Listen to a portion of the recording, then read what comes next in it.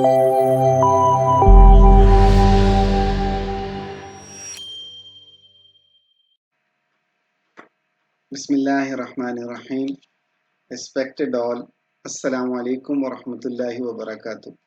मैं आप सबको फ़ज़ल कादिर ख़ान इस्लामिक इंस्टीट्यूट पाकिस्तान की जानिब से खुशामदीद कहता हूँ। हमारे इंस्टीट्यूट का एक ही मिशन है and that is free and quality education for everyone. मुफ्त तालीम हो, मयारी तालीम हो और सबके लिए हो।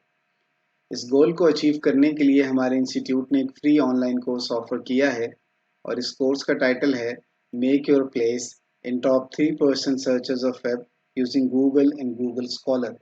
अल्हम्दुलिल्लाह आज इस कोर्स का लेक्चर नंबर 11 है और इसका टाइटल है query formulation for searching relevant research articles using inverted triangle approach. मैं हूं आपका instructor doctor Rao Mohammad Adeel Nawab. Lecture की आउटलाइन पे मूव करने से पहले एक क्विक रीकैप है ओवरऑल कोर्स का। इस कोर्स को हमने 5 हिस्सों में तकसीम किया था। जो पहला हिस्सा है वो इंट्रोडक्शन है। इंट्रोडक्शन का गोल ये था develop strong and in depth understanding of how Google works. हम अच्छी तरह से मुकम्मल तौर पे और सही तौर पे ये समझ सकें कि गूगल कैसे काम करता है। जब हमने ये समझ लिया कि गूगल कैसे काम करता है तो हम इस कोर्स के दूसरे हिस्से की तरफ मूव किया हमने, जिसका टाइटल है क्यूरी फॉर्मुलेशन। इसमें 4 लेक्चर थे। इसका गोल ये था develop strong and in depth understanding of query formulation process. हम मुकम्मल तौर पे और सही तौर पे ये समझ सकें कि एक अच्छी क्यूरी कैसे बनाई जाती है, वो क्यूरी फास्ट भी हो और एक्यूरेट भी हो। इसके बाद हम इस कोर्स के तीसरे हिस्से की तरफ आए और इसमें भी 3 लेक्चर थे। इसमें हमारा गोल था develop strong and in depth understanding of various Google search operators and searching techniques, कि हम मुकम्मल तौर पे और सही तौर पे ये समझ सकें कि जो मुख्तलिफ गूगल सर्च ऑपरेटर हैं और सर्चिंग टेक्निक्स हैं वो किस तरीके से काम करती हैं, ताकि हम अपनी क्यूरीज को रिफाइन कर सकें और अच्छी क्यूरीज फॉर्मुलेट करके अपनी इंफॉर्मेशन नीड को जल्दी और आसानी से पूरा कर सकें। जो नेक्स्ट पार्ट है वो रिसर्च स्पेसिफिक है, तहकीक से मुताल्लिक है और हम गूगल स्कॉलर के ऊपर फोकस करेंगे अगले 2 लेक्चर्स में। और गूगल स्कॉलर का एक बड़ा अहम फीचर है गूगल स्कॉलर प्रोफाइल, इसको भी डिस्कस करेंगे। और जो हमारा आखिरी लेक्चर है लेक्चर 12, इसमें हम इस कोर्स के 5वें हिस्से को भी डिस्कस करेंगे। वो है कंक्लूजन एंड फ्यूचर वर्क, कि हमने इस कोर्स से क्या सीखा और हमारे मुस्तकबिल के क्या प्लान्स हैं।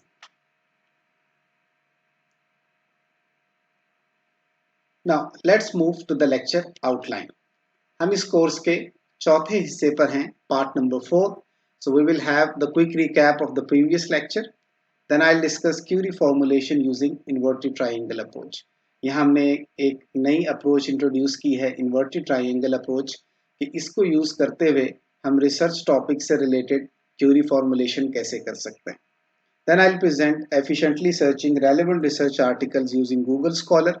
हम गूगल स्कॉलर को अच्छे तरीके से कैसे इस्तेमाल कर सकते हैं ताकि हम अपने रिसर्च टॉपिक से रिलेटेड जो तहकीकी मज़ामीन हैं, रिसर्च आर्टिकल्स हैं, उनको आसानी से और जल्दी से ढूंढ सकें। क्विक रिकैप से शुरू करते हैं। लास्ट लेक्चर में हमने गूगल सर्च ऑपरेटर्स की बात की थी। Google search operator special commands होती हैं जो हमें अलाउ करती हैं कि हम गूगल को मोर एक्यूरेटली और एफिशिएंटली यूज़ कर सकें, ताकि हम अपनी इंफॉर्मेशन नीड को जल्दी और आसानी से पूरा कर सकें। गूगल सर्च ऑपरेटर्स का मकसद ये है कि हम प्लान, डिज़ाइन और राइट कर सकें fast and more accurate queries. File type search operator का मकसद ये है कि हम वो वेब पेजेस सर्च कर सकें जो एक स्पेसिफिक फाइल टाइप से बिलोंग करते हैं। रिलेटेड सर्च ऑपरेटर का मकसद ये है कि हम किसी भी स्पेसिफिक यूआरएल से रिलेटेड जो वेबसाइट्स हैं वो ढूंढ सकें। जो वेदर सर्च ऑपरेटर है उसका मकसद ये है कि हमें मौसम की मालूमात मिल सकें किसी भी स्पेसिफिक लोकेशन के बारे में। और जो टाइम सर्च ऑपरेटर है उसका मकसद ये है कि हम किसी भी स्पेसिफिक लोकेशन पे जो करंट टाइम है वो मालूम कर सकें। आज के लेक्चर को शुरू करते हैं query formulation using inverted triangle approach. इसको हमने दो सब सेक्शंस में ब्रेक किया है। पहला है breadth and depth of a research topic. Research topic कहते हैं तहकीकी मौजू के, जो तहकीकी मौजू है उसका फैलाव और गहराव क्या है। Breadth and depth of a research topic. Research topic की डेफिनेशन से शुरू करते हैं। Research topic is defined as a subject in which a researcher is interested in conducting his or her research. Research topic एक मजमून है जिसमें एक मुहक्किक शौक रखता है कि वो अपनी तहकीक कर सके।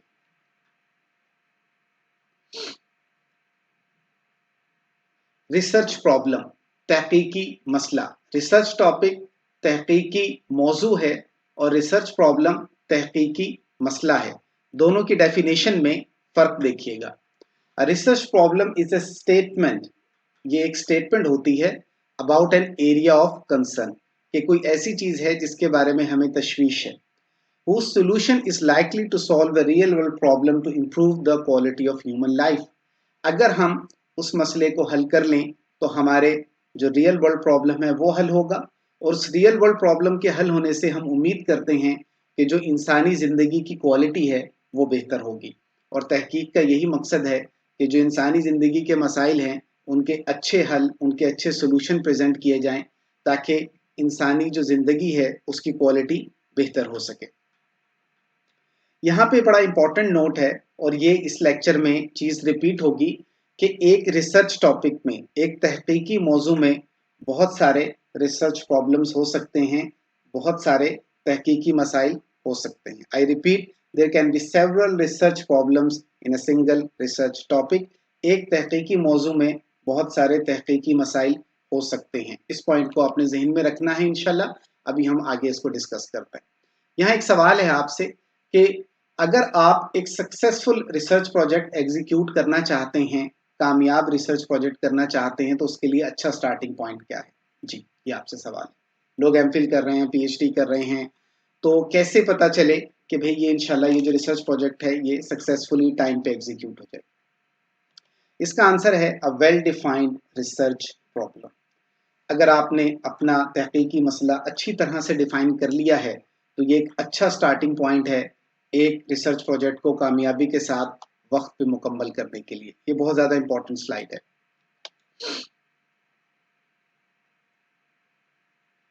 इस एग्जाम्पल में जिस रिसर्च टॉपिक पे, तहकीकी मौजू पे मैंने फोकस किया है वो है टेक्स्ट समराइजेशन। और ये बड़ा आम है कि हमें कोई आर्टिकल दिया जाता है और हमने उसका खुलासा लिखना है। मैं इसका क्विक सा आपको ओवरव्यू दूंगा कि टेक्स्ट समराइजेशन होता क्या है। इसकी डेफिनेशन से शुरू करते हैं। Text summarization is the task of producing a concise and fluent summary while preserving key information content and overall meaning of a source document। कि हमें एक सोर्स डॉक्यूमेंट, एक बड़ा आर्टिकल दिया गया है और हम उसके जो है एक खुलासा जनरेट करते हैं, लेकिन ये कोशिश करते हैं कि जो उसकी असल मालूमात हैं और जो उसके ओवरऑल मीनिंग है वो तब्दील ना होने पाए। टेक्स्ट समराइजेशन की अगर इनपुट और आउटपुट देखें तो हमारे पास इनपुट में एक सोर्स डॉक्यूमेंट या सोर्स आर्टिकल होता है, एक मजमून होता है हमारे पास, और जो आउटपुट है वो उसकी समरी है या उसका खुलासा है। तो इनपुट है अ सोर्स डॉक्यूमेंट और सोर्स आर्टिकल, और जो आउटपुट है टेक्स्ट समराइजेशन की वो है समरी। एग्जाम्पल लेते हैं। ये आपके सामने एक सोर्स डॉक्यूमेंट है। आप इस डॉक्यूमेंट को क्विकली अगर स्किम करना चाहें, पढ़ना चाहें तो आप इसे पढ़ लें। आपसे क्वेश्चन ये है कि ये जो सोर्स डॉक्यूमेंट या सोर्स आर्टिकल आपके सामने लिखा हुआ नजर आ रहा है, आपके ख्याल में इसकी समरी क्या होगी, इसका खुलासा क्या होगा अगर एक सेंटेंस में आपने इसको समराइज करना हो?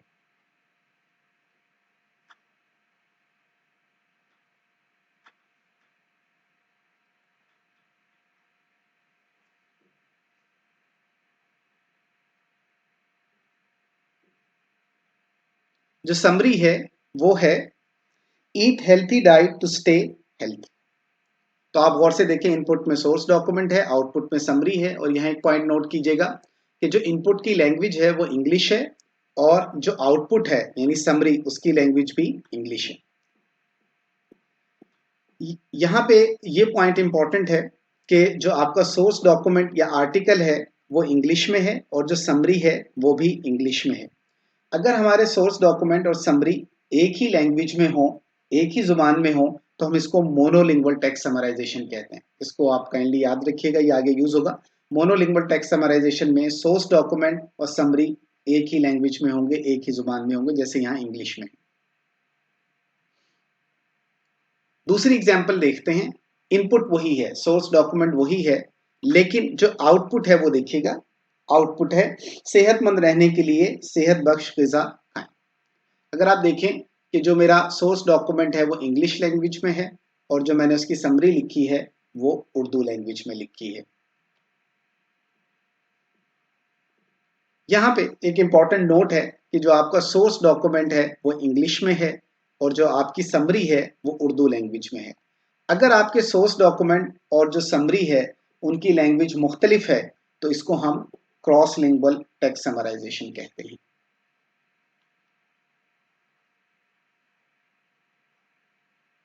अब यहाँ पे मैं एग्जाम्पल्स डिस्कस करने लगा हूँ research topic and research problem से रिलेटेड। हमने ये देखना है कि फैलाव और गहराव जो होता है तहकीकी मौजू का, उसका तहकीकी मसले पे क्या असर आता है। यहाँ पे जो मैंने रिसर्च टॉपिक लिया है एग्जाम्पल नंबर 1 में, वो है टेक्स्ट समराइजेशन। इसमें से मैंने रिसर्च प्रॉब्लम निकालने की कोशिश की और मैंने आपको पहले बताया कि एक तहकीकी मौजू में एक से ज़्यादा तहकीकी मसाइल हो सकते हैं। अ single research topic can contain more than one research problems. तो मैंने यहाँ पे 2 रिसर्च प्रॉब्लम लिखे हैं। पहला है मैनुअल टेक्स्ट समराइजेशन और जो दूसरा रिसर्च प्रॉब्लम है वो है ऑटोमेटिक टेक्स्ट समराइजेशन। आपने इसको ज़हन में रखना है कि रिसर्च टॉपिक टेक्स्ट समराइजेशन था, तो जो हमारे पास रिसर्च प्रॉब्लम 1 आया वो मैनुअल टेक्स्ट समराइजेशन है और जो रिसर्च प्रॉब्लम 2 आया वो ऑटोमेटिक टेक्स्ट समराइजेशन है। यहाँ पे एक चीज इंपॉर्टेंट है कि जो मैनुअल टेक्स्ट समराइजेशन है वो एक ह्यूमन परफॉर्म करता है कि आप एक इंसान को एक सोर्स डॉक्यूमेंट देते हैं और वो जो इंसान है, ह्यूमन है, वो उसकी समरी लिखता है। जो ऑटोमेटिक टेक्स्ट समराइजेशन है उसमें आप अपना सोर्स डॉक्यूमेंट एक सॉफ्टवेयर को या मशीन को देते हैं और वो सॉफ्टवेयर उस सोर्स डॉक्यूमेंट की समरी जनरेट करता है। ये दोनों में फर्क है। एग्जाम्पल 2 देखिएगा, research topic and research problem. मैंने अपना रिसर्च टॉपिक चेंज कर दिया है और जो मेरा रिसर्च टॉपिक है वो है मैनुअल टेक्स्ट समराइजेशन। अगर ये मेरा रिसर्च टॉपिक हो तो इसमें से पॉसिबल रिसर्च प्रॉब्लम्स क्या हो सकते हैं, मैंने 2 लिखे हैं। पहला है मैनुअल एब्स्ट्रैक्टिव टेक्स्ट समराइजेशन और जो दूसरा है वो है मैनुअल एक्सट्रैक्टिव टेक्स्ट समराइजेशन। तो आप ये देखें कि यहाँ पे रिसर्च टॉपिक चेंज हुआ तो रिसर्च प्रॉब्लम भी चेंज हो गए। तीसरी एग्जाम्पल लेते हैं, research topic and research problem. यहाँ पे रिसर्च टॉपिक को देखिएगा वो है मैनुअल एक्सट्रैक्टिव टेक्स्ट समराइजेशन। अगर मेरा ये रिसर्च टॉपिक हो तो पॉसिबल रिसर्च प्रॉब्लम्स क्या हो सकते हैं। पहला रिसर्च प्रॉब्लम है monolingual manual extractive text summarization और जो दूसरा रिसर्च प्रॉब्लम है वो है cross lingual manual extractive text summarization. तो आप देख सकते हैं कि रिसर्च टॉपिक चेंज हुआ तो आगे रिसर्च प्रॉब्लम्स भी चेंज हो गए। चौथी एग्जाम्पल देखिएगा, यहाँ पे जो रिसर्च टॉपिक है वो है cross lingual manual extractive text summarization. अगर आप इसमें से रिसर्च प्रॉब्लम निकालना चाहें तो पहला रिसर्च प्रॉब्लम आपके पास है cross lingual manual extractive text summarization for English Urdu language pair. ये जो जुबानें हैं इंग्लिश और उर्दू, इसको मैंने हाईलाइट किया हुआ है, इसको आप देखिएगा। दूसरा जो रिसर्च प्रॉब्लम है वो क्या चेंज आई है, cross lingual manual extractive text summarization for Urdu English language pair. अगर आप गौर से देखें रिसर्च प्रॉब्लम 1 में सारी चीजें और रिसर्च प्रॉब्लम 2 में सेम है, लेकिन फर्क कहाँ पे आ रहा है, इंग्लिश उर्दू और उर्दू इंग्लिश। इंग्लिश उर्दू का मतलब ये है कि सोर्स डॉक्यूमेंट इंग्लिश में होगा और समरी उर्दू में होगी। उर्दू इंग्लिश का ये मतलब है कि जो सोर्स डॉक्यूमेंट है वो उर्दू में होगा और जो समरी है वो इंग्लिश में होगी। आप देखें एक वर्ड का ऑर्डर चेंज करने से एक रिसर्च प्रॉब्लम इंटायरली चेंज हो जाता है। तो रिसर्च प्रॉब्लम 1 रिसर्च प्रॉब्लम 2 से इंटायरली डिफरेंट है। रिसर्च प्रॉब्लम 3 देखते हैं। इसी रिसर्च टॉपिक से रिलेटेड मैंने लैंग्वेज पेयर चेंज किया है, Arabic Urdu. Source document Arabic में है, समरी उर्दू में है। चौथा रिसर्च प्रॉब्लम देखिएगा Urdu Arabic, source document Urdu में है और समरी अरेबिक में जनरेट हो रही है। आप देख सकते हैं कि रिसर्च प्रॉब्लम n-1 और रिसर्च प्रॉब्लम n, आप बहुत सारे very specific and well defined research problem इस रिसर्च टॉपिक में से निकाल सकते हैं। ये जो एग्जाम्पल नंबर 4 अभी आपके सामने है, यहाँ पे एक बहुत इंपॉर्टेंट नोट है।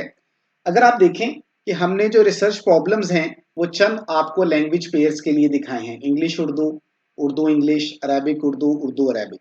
लेकिन जितने भी नेचुरल लैंग्वेजेस हैं, दुनिया में जितनी बोली जाने वाली जुबानें हैं, अगर हम उनके सारे पॉसिबल कम्बिनेशन लें तो वो डिफरेंट रिसर्च प्रॉब्लम्स बन सकते हैं और ये नंबर काफी ज्यादा होगा।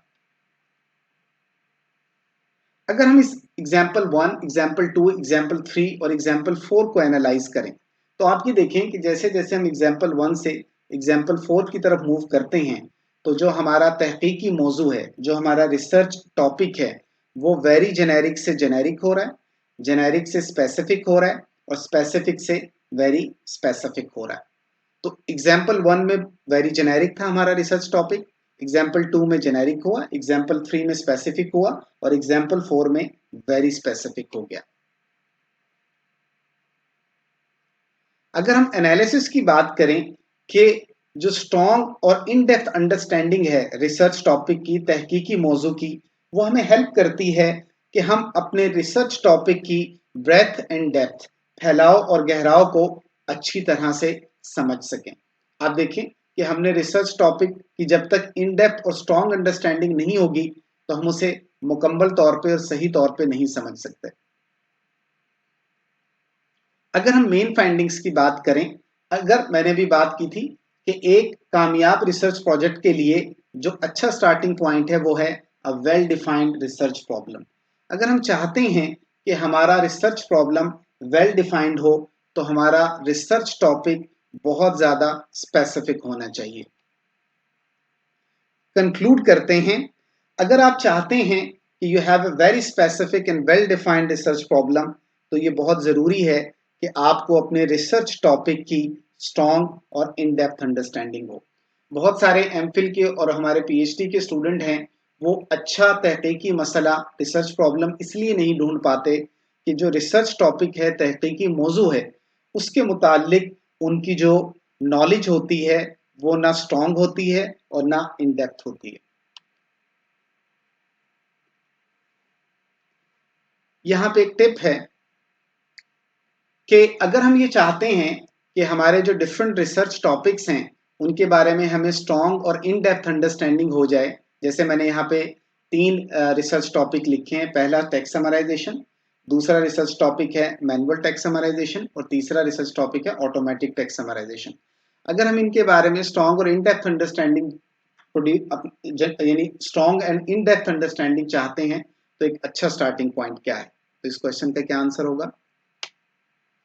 इसका आंसर है कि हर रिसर्च टॉपिक के लिए आप पहले उसकी डेफिनेशन, तारीफ लिखें, पर्पस, मकसद, इंपॉर्टेंस, अहमियत, एप्लीकेशंस, कहाँ कहाँ यूज हो सकता है, उसकी स्ट्रेंथ, उसकी वीकनेसेस, सूटेबल टू यूज, कहाँ कहाँ यूज हो सकता है, वो गिवन एंड टास्क क्या है, इनपुट एंड आउटपुट क्या है और 1 से लेके 5 मिसालें, एग्जाम्पल्स। अगर आप ये 10 एट्रीब्यूट्स अपने रिसर्च टॉपिक के बारे में लिखते हैं तो आप देखेंगे कि आपको काफ़ी क्लैरिटी आएगी कि टेक्स्ट समराइजेशन और मैनुअल टेक्स्ट समराइजेशन और ऑटोमेटिक टेक्स्ट समराइजेशन, इन तीनों रिसर्च टॉपिक्स में क्या चीज़ें कॉमन हैं, सेम है, और क्या चीज़ें मुख्तलिफ हैं, डिफरेंट हैं। दूसरे सब सेक्शन पे मूव करते हैं, वो है identifying a very specific and well defined research problem using inverted triangle approach. हमें ये पता चल गया है कि अगर हम एक वेरी स्पेसिफिक और वेल डिफाइंड रिसर्च प्रॉब्लम ढूंढ लें तो उम्मीद है कि हमारा जो रिसर्च प्रोजेक्ट है उसका एक अच्छा स्टार्ट होगा। इस सेक्शन में हम देखेंगे कि हम इन्वर्टेड ट्रायंगल अप्रोच को कैसे यूज कर सकते हैं। ये सिंबल है इन्वर्टेड ट्रायंगल का।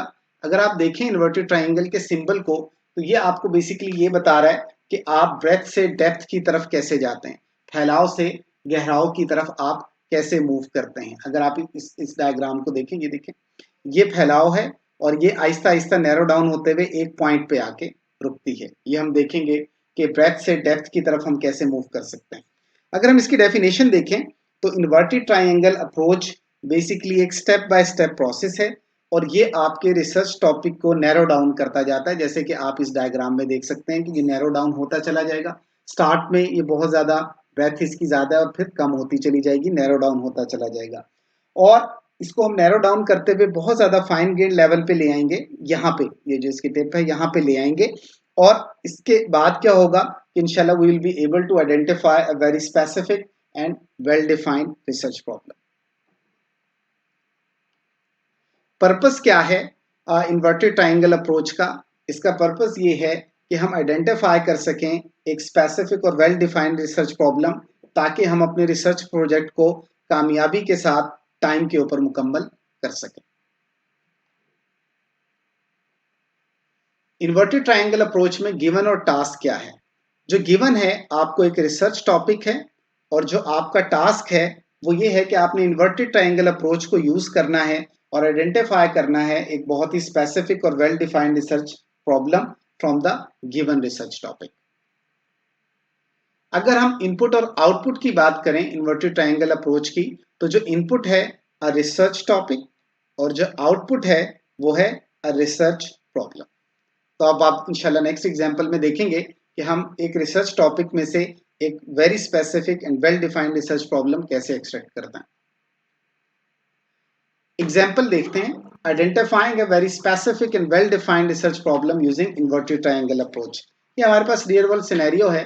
डॉक्टर इरफान एक उस्ताद और मुहक्किक हैं इल्म इरफान यूनिवर्सिटी में, और वो प्लान डिजाइन और डेवलप करना चाहते हैं एक तफसीली और सेल्फ एक्सप्लेनेटरी एग्जाम्पल, ताकि वो अपने कंप्यूटर साइंस के एमफिल और पीएचडी स्टूडेंट्स को ये बता सकें कि वो इन्वर्टेड ट्रायंगल अप्रोच को यूज करते हुए किसी भी रिसर्च टॉपिक पे, किसी भी रिसर्च टॉपिक से एक वेरी स्पेसिफिक और well defined research problem identify कर सकते हैं। यहाँ पे ये वर्ड एनी इंपॉर्टेंट है, एनी रिसर्च टॉपिक। मैंने यहाँ पे एग्जांपल में कंप्यूटर साइंस लिया है, इस्लामिक स्टडीज, मैनेजमेंट साइंस। इंशाल्लाह ये इन्वर्टेड ट्रायंगल अप्रोच सब पे काम करेगी, तो ये पॉइंट इंपॉर्टेंट है। अगर मैं इस रियल वर्ल्ड सिनेरियो में से रियल वर्ल्ड प्रॉब्लम एक्सट्रैक्ट करूं तो वो है कि identifying a very specific and well defined research problem using inverted triangle approach, a detailed and self explanatory example. कि हमने एक डिटेल्ड और सेल्फ एक्सप्लेनेटरी एग्जांपल देनी है कि आप किसी भी रिसर्च टॉपिक में से एक स्पेसिफिक और वेल डिफाइंड रिसर्च प्रॉब्लम कैसे एक्सट्रैक्ट कर सकते हैं using inverted triangle approach. Solution जो रियल वर्ल्ड प्रॉब्लम का है वो मैं बता चुका हूं। इंशाल्लाह इन्वर्टेड ट्रायंगल अप्रोच को हम यूज करेंगे। आगे स्लाइड्स में मैं इंशाल्लाह इसको डेमोन्स्ट्रेट करता हूं। यहाँ पे एक चीज इंपॉर्टेंट है कि आप बहुत सारे रिसर्च टॉपिक्स देखेंगे कि रिसर्च टॉपिक कैसे नैरो डाउन होते जा रहे हैं। तो जिन रिसर्च टॉपिक्स को शॉर्ट लिस्ट किया है डॉक्टर इरफान ने, मैंने उनको समझने के लिए आई कैचर भी कर दिया है और अंडरलाइन भी कर दिया है। दोनों चीजें आप देखेंगे कि जो शॉर्ट लिस्टेड रिसर्च टॉपिक्स हैं वो आई कैचर भी होंगे और अंडरलाइन भी होंगे। स्टेप 1, आपने मेजर रिसर्च टॉपिक्स लिखने हैं कंप्यूटर साइंस डोमेन में। ये पॉइंट इंपॉर्टेंट है कि write down major research topics in computer science. अब यहाँ पे क्योंकि वो कंप्यूटर साइंस के स्टूडेंट्स को समझा रहे हैं, आप इस्लामिक स्टडीज भी कर सकते हैं, मैनेजमेंट साइंस भी कर सकते हैं। तो आप यहाँ पे देखेंगे मैं टॉपिक्स लिख रहा हूँ जो मेन टॉपिक्स हैं। यहाँ पे एक वर्ड बड़ा इंपॉर्टेंट है, इसका ध्यान रखना है आपने, सम ऑफ द मेजर। ये मैं कुछ लिख रहा हूँ, सारे नहीं लिख रहा। Some of the major research topics in computer science are as follows. आप देख सकते हैं सॉफ्टवेयर इंजीनियरिंग है,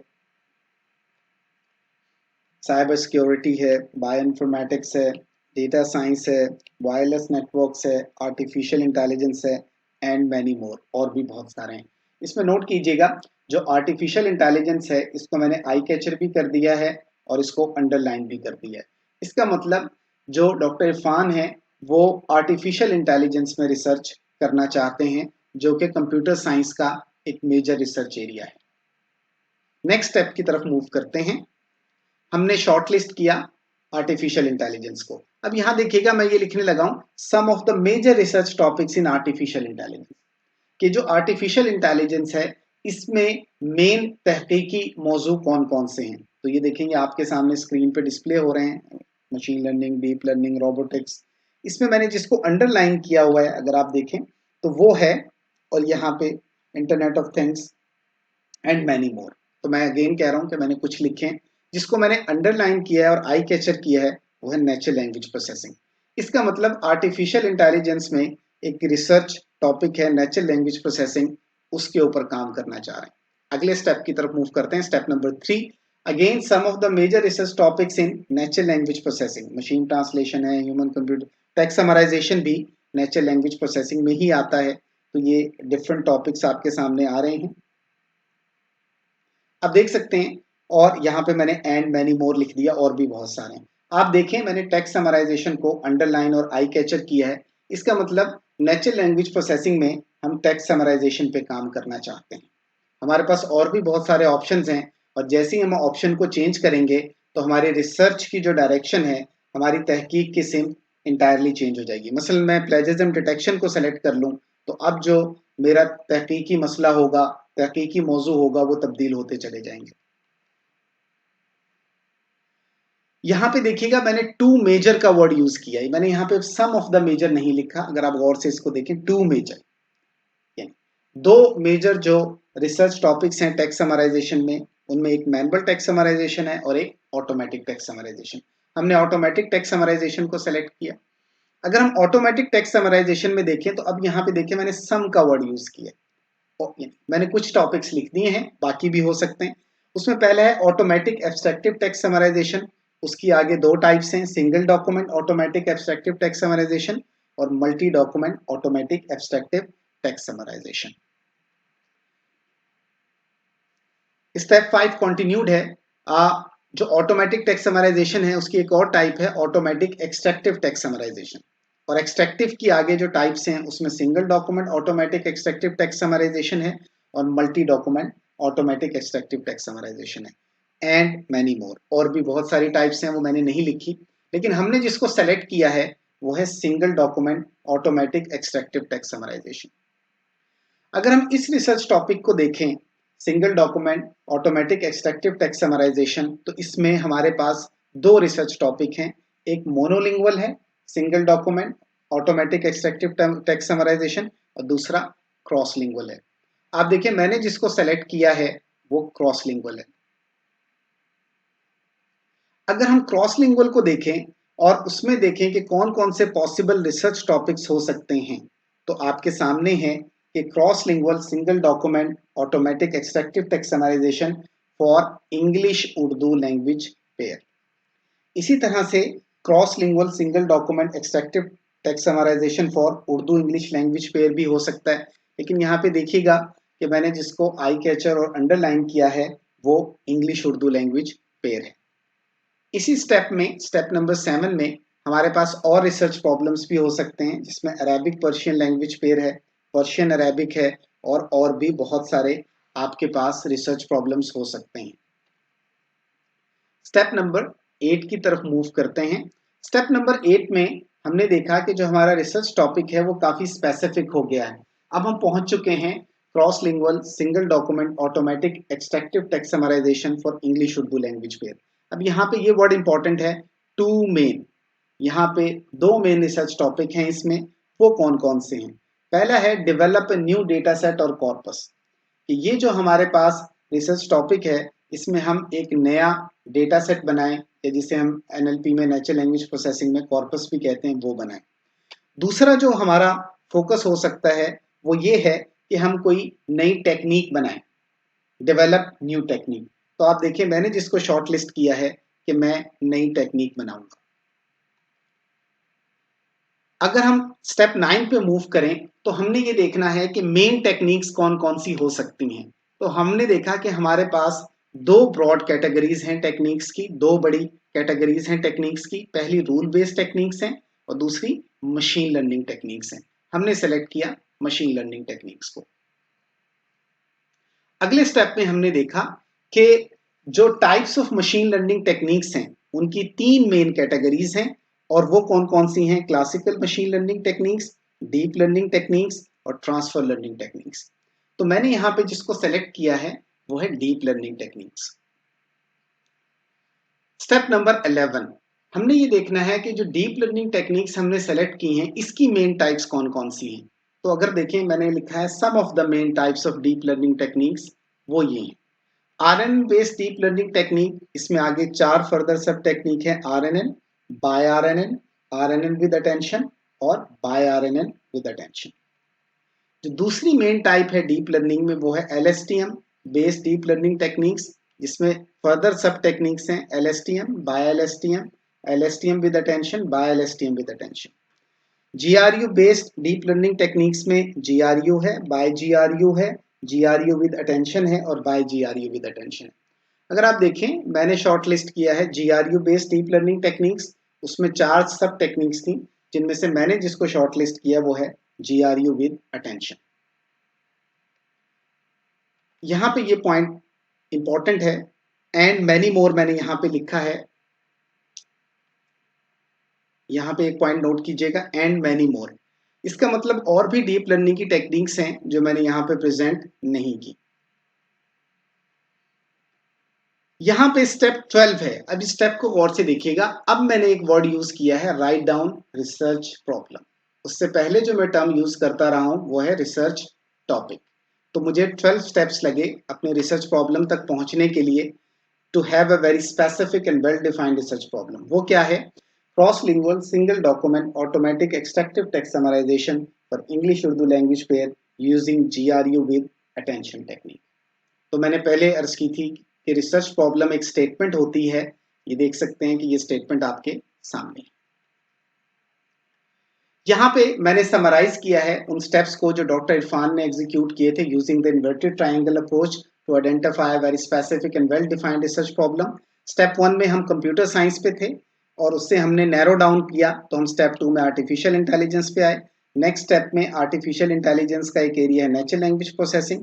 नेचुरल लैंग्वेज प्रोसेसिंग में हमने टेक्स्ट समराइजेशन को सेलेक्ट किया।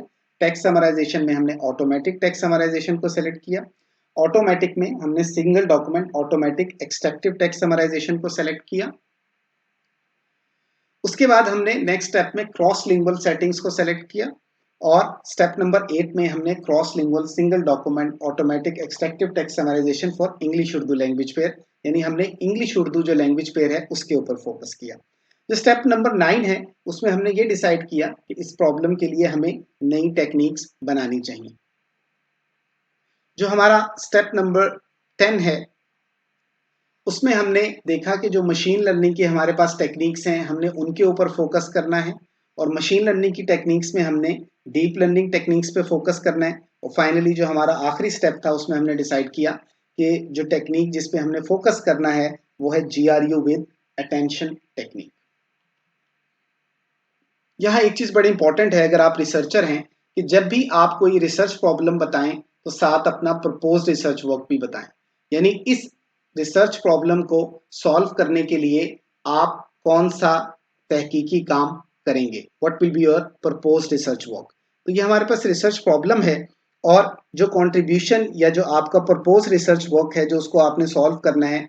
फॉर एग्जांपल मैंने यहाँ पे ये लिखा है कि ये जो जीआरयू विद अटेंशन टेक्निक है इसकी कुछ लिमिटेशंस हैं, और हम उन लिमिटेशंस को ओवरकम करेंगे ताकि इस टेक्निक की परफॉर्मेंस बेहतर हो सके for cross lingual single document automatic extractive text summarization for English Urdu language pair task.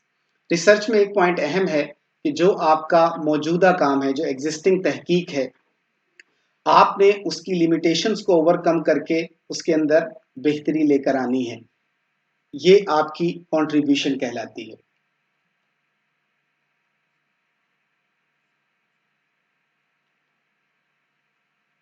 Contribution की बात चल रही है तो आपने यहाँ पे सबसे पहले जो जीआरयू है विद अटेंशन टेक्निक है उसकी लिमिटेशन लिखनी है, इसमें ये प्रॉब्लम्स हैं, ये लिमिटेशंस हैं।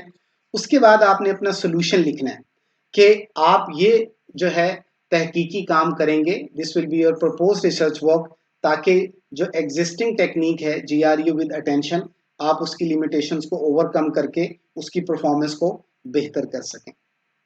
यहाँ एक बहुत ज़्यादा इंपॉर्टेंट नोट है कि जब आप अपना प्रपोज सोल्यूशन या प्रपोज रिसर्च वर्क लिखते हैं तो it should be very well justified, और थ्योरेटिकली आप उसको जस्टिफाई ज़रूर करें, क्योंकि एक्सपेरिमेंट या जो आपकी स्टडी है वो बाद में होनी है। मेरे जो पीएचडी के रिसर्च सुपरवाइजर थे वो इस पे बहुत जोर देते थे। वो कहते थे कि अगर आप अपने प्रपोज रिसर्च वर्क को थ्योरेटिकली जस्टिफाई नहीं कर सकते, तो जब आप स्टडी को कंडक्ट करेंगे, एक्सपेरिमेंट्स करेंगे, तो आप उसे एम्पिरिकली भी प्रूव नहीं कर सकते। ये बहुत ज्यादा मुश्किल होगा। एनालिसिस करते हैं इस एग्जाम्पल का कि इन्वर्टेड ट्रायंगल अप्रोच ने हमारी मदद की कि हम जल्दी और आसानी से एक स्पेसिफिक और वेल डिफाइंड रिसर्च प्रॉब्लम ढूंढ सकें किसी भी गिवन रिसर्च टॉपिक में से। अगर हम एनालिसिस करें इस एग्जाम्पल का कि जो रिसर्च टॉपिक की सिलेक्शन है हर स्टेप के ऊपर, टोटल 12 स्टेप्स थे, वो एक सिग्निफिकेंट इंपैक्ट रखती है on the selection of research problem. अगर आप रिसर्च टॉपिक को किसी एक स्टेप पे भी चेंज कर दें तो आपका रिसर्च प्रॉब्लम इंटायरली चेंज हो जाएगा। अगर हम मेन फाइंडिंग्स की बात करें कि हम बहुत सारे रिसर्च प्रॉब्लम्स आइडेंटिफाई कर सकते हैं एक सिंगल रिसर्च टॉपिक में से, अगर हम मुकम्मल तौर पे और सही तौर पे इन्वर्टेड ट्रायंगल अप्रोच को यूज करें। कंक्लूजन ये है कि अगर आप एक वेल डिफाइंड और very specific research problem identify करना चाहते हैं तो आप इन्वर्टेड ट्रायंगल अप्रोच को यूज करें, which is a very simple and powerful approach. और आप इसको यूज करते हुए बहुत जल्दी और बहुत आसानी से एक वेल डिफाइंड रिसर्च प्रॉब्लम ढूंढ सकते हैं from any given research topic. Let's move to the to do and your turn. अगर हम इसके टू डू और यूअर टर्न की तरफ मूव करें तो जो टू डू टास्क है उसमें हमने आपको रिसर्च टॉपिक दिया है और रिसर्च टॉपिक है इस्लामिक स्टडीज। जैसे यहाँ पे कंप्यूटर साइंस था, आपसे क्वेश्चंस ये हैं कि आपने इन्वर्टेड ट्रायंगल अप्रोच को यूज करते हुए ये जो गिवन रिसर्च टॉपिक है इसमें से एक स्पेसिफिक और वेल डिफाइंड रिसर्च प्रॉब्लम ढूंढना है और उसके बाद अपनी ऑब्जर्वेशंस, एनालिसिस, मेन फाइंडिंग्स और कंक्लूजन लिखना है। योर टर्न टास्क की तरफ अगर हम मूव करें तो योर टर्न टास्क ये है कि जैसे हमने आपको टू डू टास्क में एक रिसर्च टॉपिक दिया है, ऐसे एक रिसर्च टॉपिक लें और इन्वर्टेड ट्रायंगल अप्रोच को यूज करते हुए उस रिसर्च टॉपिक में से एक स्पेसिफिक और वेल डिफाइंड रिसर्च प्रॉब्लम ढूंढें और उसके बाद अपनी ऑब्जर्वेशन, एनालिसिस, मेन फाइंडिंग्स और कंक्लूजन लिखें। Let's move to the next part of this lecture और वो है efficiently searching relevant research articles using Google scholar.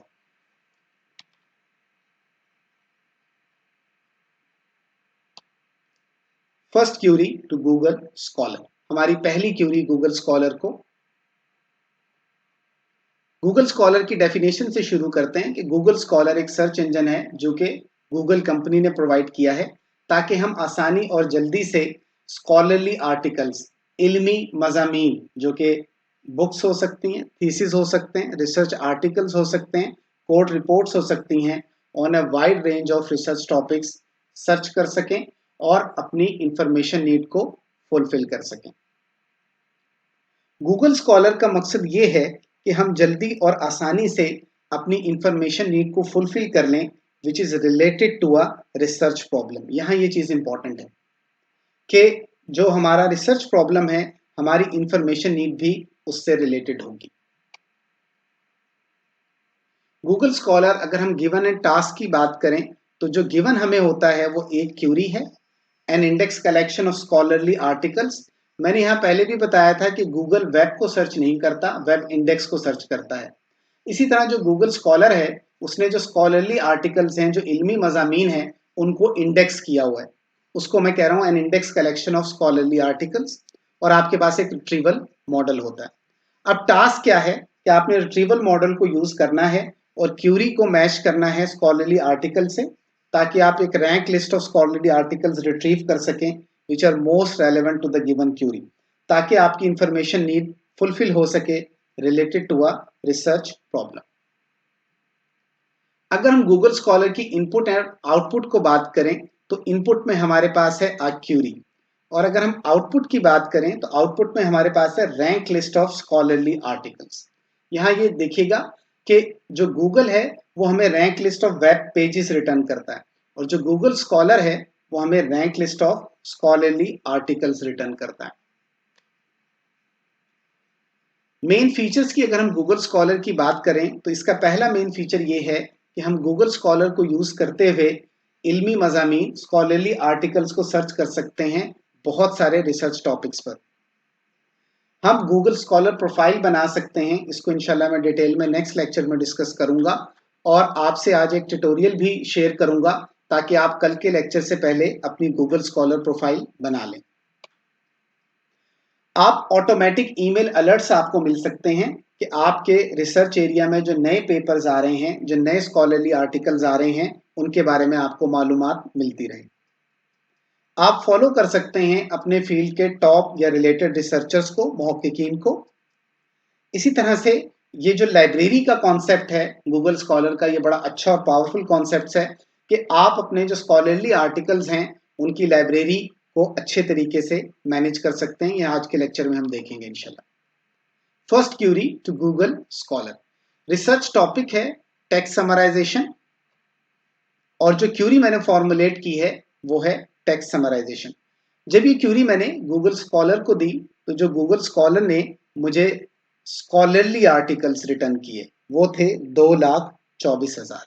यहाँ 2,24,000 रिजल्ट से मुराद है 2,24,000 स्कॉलरली आर्टिकल्स। और जो स्कॉलरली आर्टिकल्स हैं वो बुक्स भी हो सकती हैं, एमफिल या पीएचडी के थीसिस भी हो सकते हैं, वो आपके जो है रिसर्च आर्टिकल्स भी हो सकते हैं।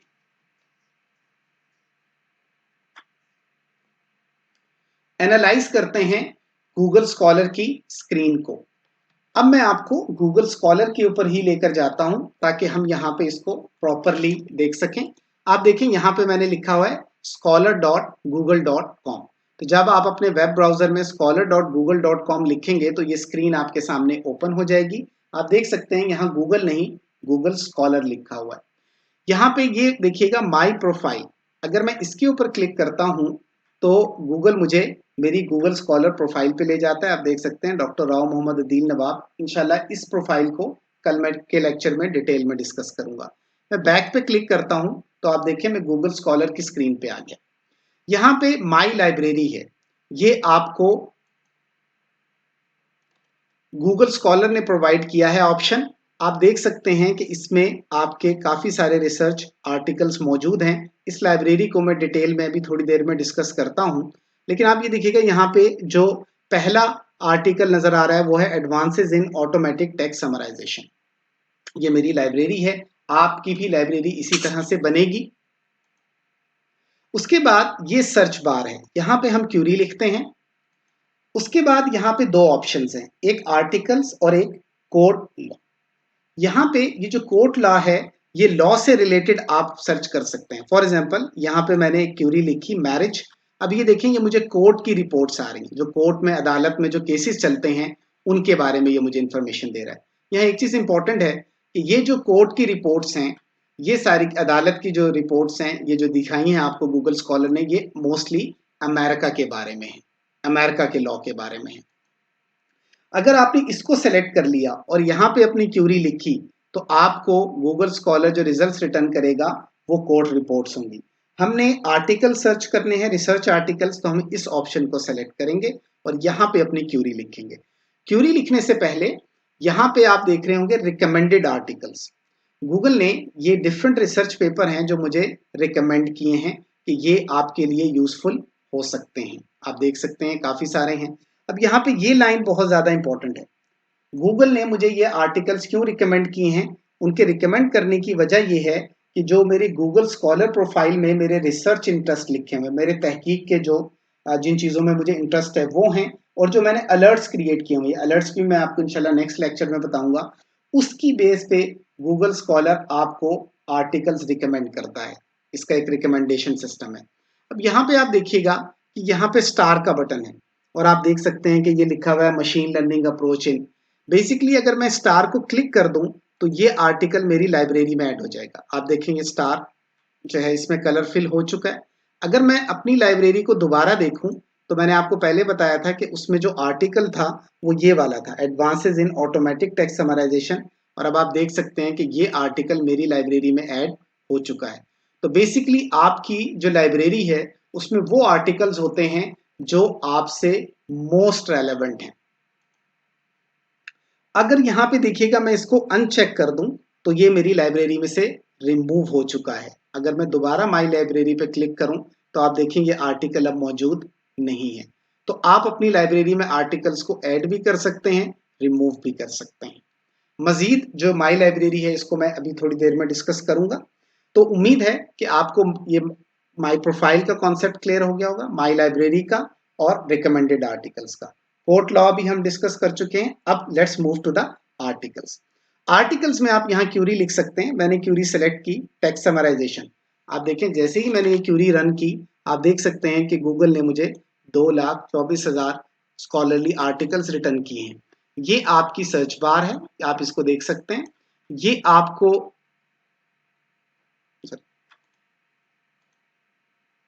ये आपकी सर्च बार है। ये आपको ये बता रहा है कि गूगल ने कितने स्कॉलरली आर्टिकल्स रिटर्न किए हैं और ये आपको टाइम बता रहा है कि कितने टाइम में रिटर्न किए हैं। अब मैंने ये कहा था कि जो स्कॉलरली आर्टिकल्स हैं उसमें बुक्स भी हो सकती हैं, उसमें थीसिस भी हो सकते हैं, रिसर्च आर्टिकल्स। तो आप देखेंगे जो इसने पहला हमें जो रिजल्ट रिटर्न किया है वो बुक है और गूगल ने यहाँ पे लिखा भी हुआ है कि ये बुक है और इसी तरह से और भी आर्टिकल्स हैं। अगर मैं प्रेजेंटेशन की तरफ मूव करूं तो मैंने आपको ये बताया था कि हम डिवाइड एंड कंकर अप्रोच से चीजों को एनालाइज करने की कोशिश करें। अगर मैं गूगल स्कॉलर स्क्रीन को देखूं तो एक लेफ्ट हैंड साइड है और एक राइट हैंड साइड है। तो लेफ्ट हैंड साइड पे जो मेन फीचर्स हैं वो है any time, sort by, any type, create alert. Create alert इंशाल्लाह हम नेक्स्ट लेक्चर में डिस्कस करेंगे। इन जो फीचर्स हैं इनको इंशाल्लाह अभी हम ये डिस्कस करते हैं। आप देखिए मैंने क्यूरी लिखी टेक्स्ट समराइजेशन, गूगल ने मुझे ये results, number of results return किए, इतने टाइम में किए। ये बड़ा इंपॉर्टेंट फीचर है एनी टाइम। ये जो गूगल मुझे रिजल्ट्स दिखा रहा है ये किसी भी टाइम के हैं, लेकिन ये किसी भी टाइम के हैं। अगर मैं यहाँ पे सिंस 2022 पे क्लिक कर दूं, आप ये यहाँ पे देखें number of search result change होगा। अब गूगल मुझे वो रिजल्ट्स दिखा रहा है जो 2022 से आए हैं, यानी वो सारे स्कॉलरली आर्टिकल्स, इल्मी मज़ामीन दिखा रहा है जो 2022 में पब्लिश हुए हैं। तो आप देखें ये बहुत थोड़ा नंबर हो गया। मैं कहता हूं मुझे 2021 से दिखाओ, तो आप देखें ये मैंने क्लिक किया और ये नंबर बढ़ गया है और जो आर्टिकल्स हैं वो भी आप देख सकते हैं। इसी तरह से मैं कहता हूं कि नहीं मुझे 2018 से दिखाओ, तो आप देखें ये नंबर मजीद बढ़ गया, क्योंकि जितने आप साल बढ़ाते चले जाएंगे उम्मीद है कि उतने ही ज्यादा पेपर उस टॉपिक से रिलेटेड पब्लिश हो चुके होंगे। मैं कहता हूं कि नहीं मुझे पिछले 5 साल में देखना है कि 5 साल में टेक्स्ट समराइजेशन पे पिछले 5 साल में कौन से आर्टिकल्स आए।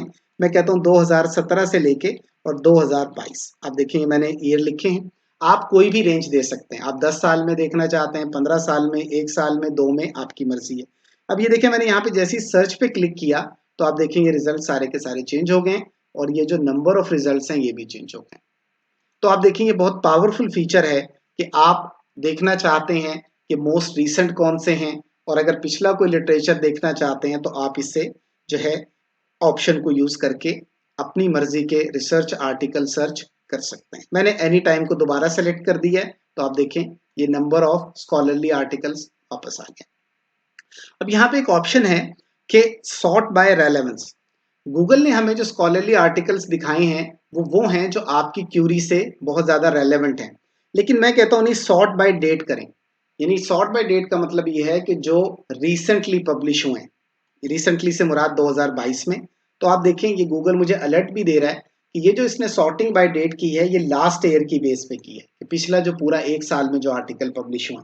इसलिए आप देखेंगे कि यहाँ पे जो आपको ईयर का ऑप्शन है, आप अगर इस ऑप्शन को देखें, ये देखें ईयर की इंफॉर्मेशन 2021 है। इसी तरह से अगर आप यहाँ पे देखें तो यहाँ पे ये आपको जो ईयर की इंफॉर्मेशन अगर यहाँ पे दे रहा है तो आप देख सकते हैं ये इंफॉर्मेशन है 2022 है। इसी तरह से आप यहाँ पे भी देख सकते हैं ये 2022 है। तो ये देखें पिछले 1 साल में। तो उसने अब जो सॉर्टिंग की है वो उसने डेट की बेस पे की है, रेलेवेंस की बेस पे नहीं की। मैं दोबारा इसको रेलेवेंस को सेलेक्ट करता हूं तो आप देखें ये दोबारा उसी पे पास आ गया। अब यहाँ पे एनी टाइम सेलेक्ट हुआ है, सॉर्ट बाय रेलेवेंस सेलेक्ट हुआ है।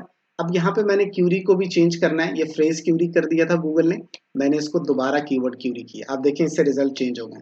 तो ये आप देख लीजिएगा कि अगर आप कीवर्ड क्यूरी लिखते हैं तो कुछ और रिजल्ट्स आते हैं। अभी ये मैं आपको दोबारा, और अगर आप फ्रेज क्यूरी लिखते हैं तो देखें कुछ और रिजल्ट्स आते हैं। सो बी केयरफुल। और ये देखें नंबर ऑफ सर्च रिजल्ट्स भी चेंज हो गए हैं। तो यहाँ पे हमने फ्रेज क्यूरी को यूज नहीं करना, हमने यहाँ पे कीवर्ड क्यूरी को ही यूज करना है इस एग्जाम्पल के लिए। तो आप देखें कि एनी टाइम का ऑप्शन मैंने दोबारा जो डिफॉल्ट सेटिंग है सेट कर दी है और मैंने रेलेवेंस को भी सेट कर दिया।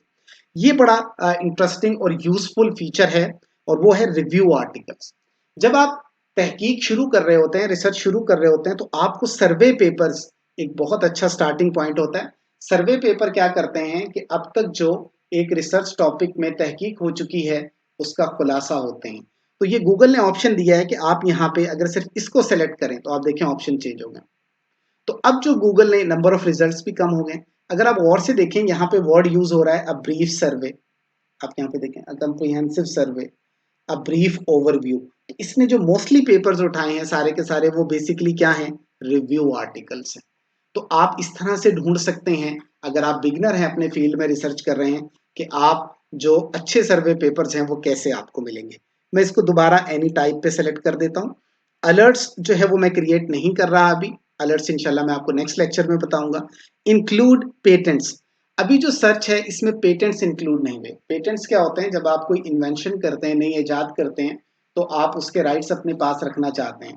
तो गवर्नमेंट के इदारे हैं उनमें आप अपने पेटेंट को रजिस्टर कराते हैं और आपकी इजाजत के बगैर ना कोई उसे रिप्रोड्यूस कर सकता है और ना ही इस्तेमाल कर सकता है। तो अगर मैं यहाँ पे देखिएगा जो नंबर ऑफ सर्च रिजल्ट्स कुछ और हैं, और अगर मैं यहाँ पे इंक्लूड पेटेंट्स को टिक कर दूं तो ये देखिए नंबर ऑफ सर्च रिजल्ट्स क्या हो जाएंगे, चेंज हो सकते हैं। और अगर इस टॉपिक पे कोई पेटेंट नहीं है तो number of search result change नहीं होंगे।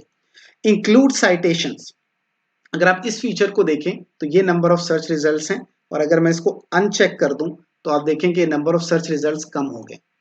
बेसिकली ये जो इंक्लूड साइटेशन का ऑप्शन है वो क्या करता है, गूगल ने जब पेपर्स को ऑनलाइन सर्च किया तो उनके रेफरेंसेस को भी देखा।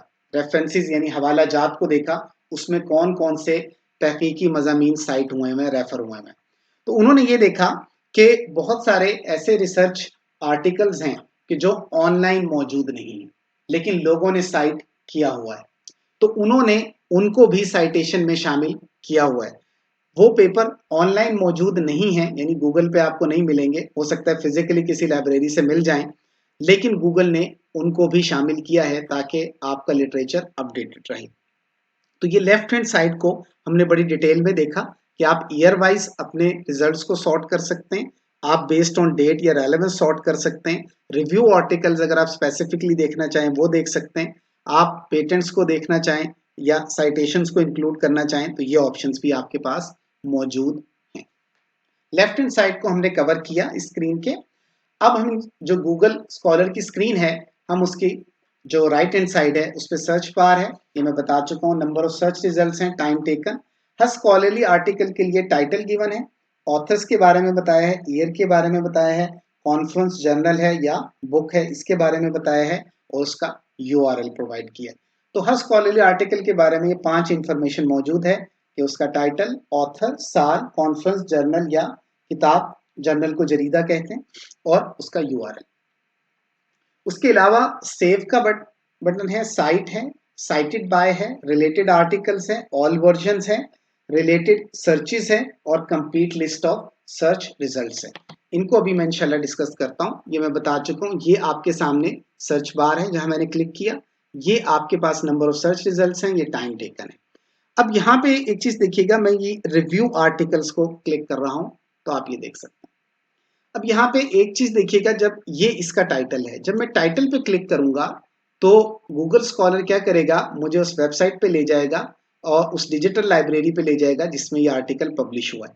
तो ये देखें, इसमें हमें आर्टिकल का टाइटल भी गिवन है, उसके ऑथर्स की इंफॉर्मेशन भी गिवन है, और उसका एब्स्ट्रैक्ट भी गिवन है, और उसके बाद जो बाकी उसके बारे में इंफॉर्मेशन है वो आपको इस पेज से मिल सकती है।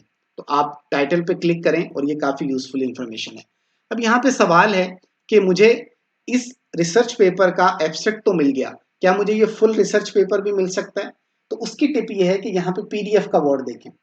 अगर आपको पीडीएफ लिखा हुआ नजर आ रहा है, ये देखें कुछ आर्टिकल्स में लिखा नजर आ रहा है, कुछ में पीडीएफ लिखा हुआ नजर नहीं आ रहा। अगर पीडीएफ लिखा हुआ नजर आ रहा है, इसका ये मतलब है कि इस आर्टिकल की जो फुल कॉपी है, जो फुल आर्टिकल है, वो भी अवेलेबल है। अगर मैं इसके ऊपर क्लिक करूं तो आप यहाँ पे देखिएगा कि ये आर्टिकल इसने मुझे ओपन कर दिया है, और ये देखिए पूरा कंप्लीट आर्टिकल है। तो जो आर्टिकल कंप्लीटली अवेलेबल हैं वो पीडीएफ फॉर्मेट में गूगल ने हमें बताए हुए हैं। आप सिंपली पीडीएफ पे क्लिक करें और वो डिस्प्ले हो जाएगी। यहाँ पे ये ऑथर्स की लिस्ट है। आप देखें कि मैं अगर इस पे किसी भी ऑथर पे क्लिक करूं तो क्या होगा, ये मुझे इसकी गूगल स्कॉलर प्रोफाइल के ऊपर ले जाएगा। और गूगल स्कॉलर प्रोफाइल इंशाल्लाह कल हम डिटेल में डिस्कस करेंगे, बड़ी यूजफुल चीज़ है। तो आप देखें कि ये जो जो ऑप्शन यानी टिक हो सकते हैं, क्लिक हो सकते हैं, ये सारे के सारे वो ऑथर हैं जिन्होंने अपनी गूगल स्कॉलर प्रोफाइल बनाई हुई है। उसके बाद ये मुझे कॉन्फ्रेंस जर्नल या बुक के बारे में इंफॉर्मेशन देता है। उसके बाद ये मुझे ईयर बताता है कि कौन सा ईयर था। उसके बाद ये मुझे वेबसाइट का यूआरएल भी देता है, ये इंफॉर्मेशन। उसके बाद में ये ब्रीफ मेन इंपॉर्टेंट कुछ सेंटेंसेस हैं जो इसने पेपर में से एक्सट्रैक्ट किए हुए हैं। तो उम्मीद है कि ये आपको एक ओवरव्यू मिल गया होगा कि ये हमें क्या क्या इंफॉर्मेशन इसके बारे में प्रोवाइड करता है और हम ऑथर्स की गूगल स्कॉलर प्रोफाइल को भी एक्सेस कर सकते हैं। ये जो सेव का बटन है ये बेसिकली क्या करता है? ये सेव का बटन ये करता है कि इस रिसर्च आर्टिकल को ये आपकी लाइब्रेरी में ऐड कर देगा। अगर मैं यहाँ पे सेव पे क्लिक करूँ तो यहाँ पे मेरे सामने मुख्तलिफ लेबल्स आ रहे हैं। यहाँ पे ये एक नया लेबल है रीडिंग लिस्ट। अगर मैं इसको टिक कर दूं, इसका मतलब ये है कि मैं इस रिसर्च आर्टिकल को पढ़ना चाहता हूं, लेकिन अभी मेरे पास पढ़ने के लिए टाइम नहीं है। मैं इसको टिक कर रहा हूं। साइटेड बाय मी का मतलब है कि वो रिसर्च आर्टिकल जो मैंने अपने रिसर्च पेपर्स में साइट किए हैं, और ये जो extensive plagiarism detection, text use detection, text summarization, ये मैंने पहले से क्रिएट करके रखे हैं लेबल्स। तो यहाँ पे मैं क्रिएट न्यू करता हूँ और मैं इसको ये कह देता हूँ, मैं इसको जो लेबल को नाम देने लगा हूँ वो मैं देने लगा हूँ टेक्स्ट समराइजेशन सर्विस। और मैंने इस ऑप्शन को टिक किया हुआ है और इसको भी टिक किया हुआ है और मैंने यहाँ पे डन पे क्लिक कर दिया। आप ये देखें कि ये जो सेव के साथ ये जो स्टार है इसमें कलर फिल हो चुका है। और कलर फिल होने का मतलब ये है कि ये जो आर्टिकल है ये मेरी लाइब्रेरी में ऐड हो चुका है। ये वाला जो आर्टिकल है ऑटोमेटिक टेक्स्ट समराइजेशन कम्प्रिहेंसिव सर्वे, आप देख सकते हैं ये मैंने पहले से ऐड किया हुआ है। तो आप देख सकते हैं यहाँ पे मैं दोबारा सेव पे क्लिक करूं तो मैं ये भी कर सकता हूं कि एक से ज्यादा लेबल असाइन कर दूं कि ये टेक्स्ट समराइजेशन में भी आए और टेक्स्ट समराइजेशन सर्वेस में भी आए। तो देखिए मैंने इसको डन कर दिया तो अब इसको 2 लेबल असाइन हो गए। आप इसको याद रखिएगा ये इंशाल्लाह। अगर मैं यहाँ पे सेव पे मैंने क्लिक किया और मुझसे गलती से ये जो है लेबल असाइन हो गए और मैंने इसे अपनी लाइब्रेरी में सेव कर लिया है, तो मैं यहाँ पे रिमूव आर्टिकल पे क्लिक करूंगा तो ये मेरी लाइब्रेरी में से रिमूव हो जाएगा। आप देखें कि ये जो स्टार है अब ये फिलअप नहीं हुआ, ये एम्प्टी हो चुका है। इसका मतलब ये आपकी लाइब्रेरी से रिमूव हो चुका है। मैं इसे दोबारा लाइब्रेरी में ऐड करूंगा और उसके बाद ये मैंने टेक्स्ट समराइजेशन और टेक्स्ट समराइजेशन सर्वेस ये। तो आप देखिए हम एक रिसर्च आर्टिकल को एक से ज्यादा लेबल असाइन कर सकते हैं और हम डिफरेंट नए लेबल्स भी क्रिएट कर सकते हैं, क्योंकि हो सकता है कि जैसे मैं मेरे पीएचडी स्टूडेंट्स हैं, एमफिल के स्टूडेंट, वो डिफरेंट रिसर्च टॉपिक्स पे काम कर रहे हैं, तो मैं उनके लिए ये डिफरेंट लेबल्स असाइन कर सकता हूँ। तो मैंने इसको डन किया और ये तीनों लेबल इसको असाइन हो गए। ये मैं आपको लाइब्रेरी में अभी दोबारा दिखाता हूँ। इससे पहले मैं ये दूसरा ऑप्शन साइट डिस्कस करना चाहूंगा। बेसिकली हमारे पास हवाला जात के डिफरेंट स्टाइल हैं। जब मैंने साइट पे क्लिक किया तो एमएलए, एपीए, शिकागो, हार्वर्ड, ये डिफरेंट आप देख सकते हैं रेफरेंसिंग स्टाइल इसने मुझे दिखाए हैं। और ये देखें कि आप अगर आर्टिकल को साइट करेंगे इसको तो ये ऐसा नजर आएगा। यहाँ पे एक बड़ी यूजफुल चीज है कि यहाँ पे देखें अगर मैं बिबटेक पे क्लिक करूं, अगर आप लैटेक्स में काम कर रहे हैं तो ये मुझे इसकी बिबटेक एंट्री भी शो करेगा और यहाँ से मैं इस एंट्री को कॉपी पेस्ट कर सकता हूँ। इसी तरह से अगर आप माइक्रोसॉफ्ट वर्ड में काम कर रहे हैं तो आप एंड नोट की एंट्री भी डाउनलोड कर सकते हैं और ये बाकी रेफरेंसिंग स्टाइल भी मौजूद है।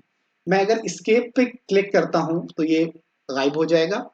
ठीक है, ये ऑप्शन बड़ा इंपॉर्टेंट है साइटेड बाय, कि ये जो आर्टिकल है ये 351 लोगों ने साइट किया है।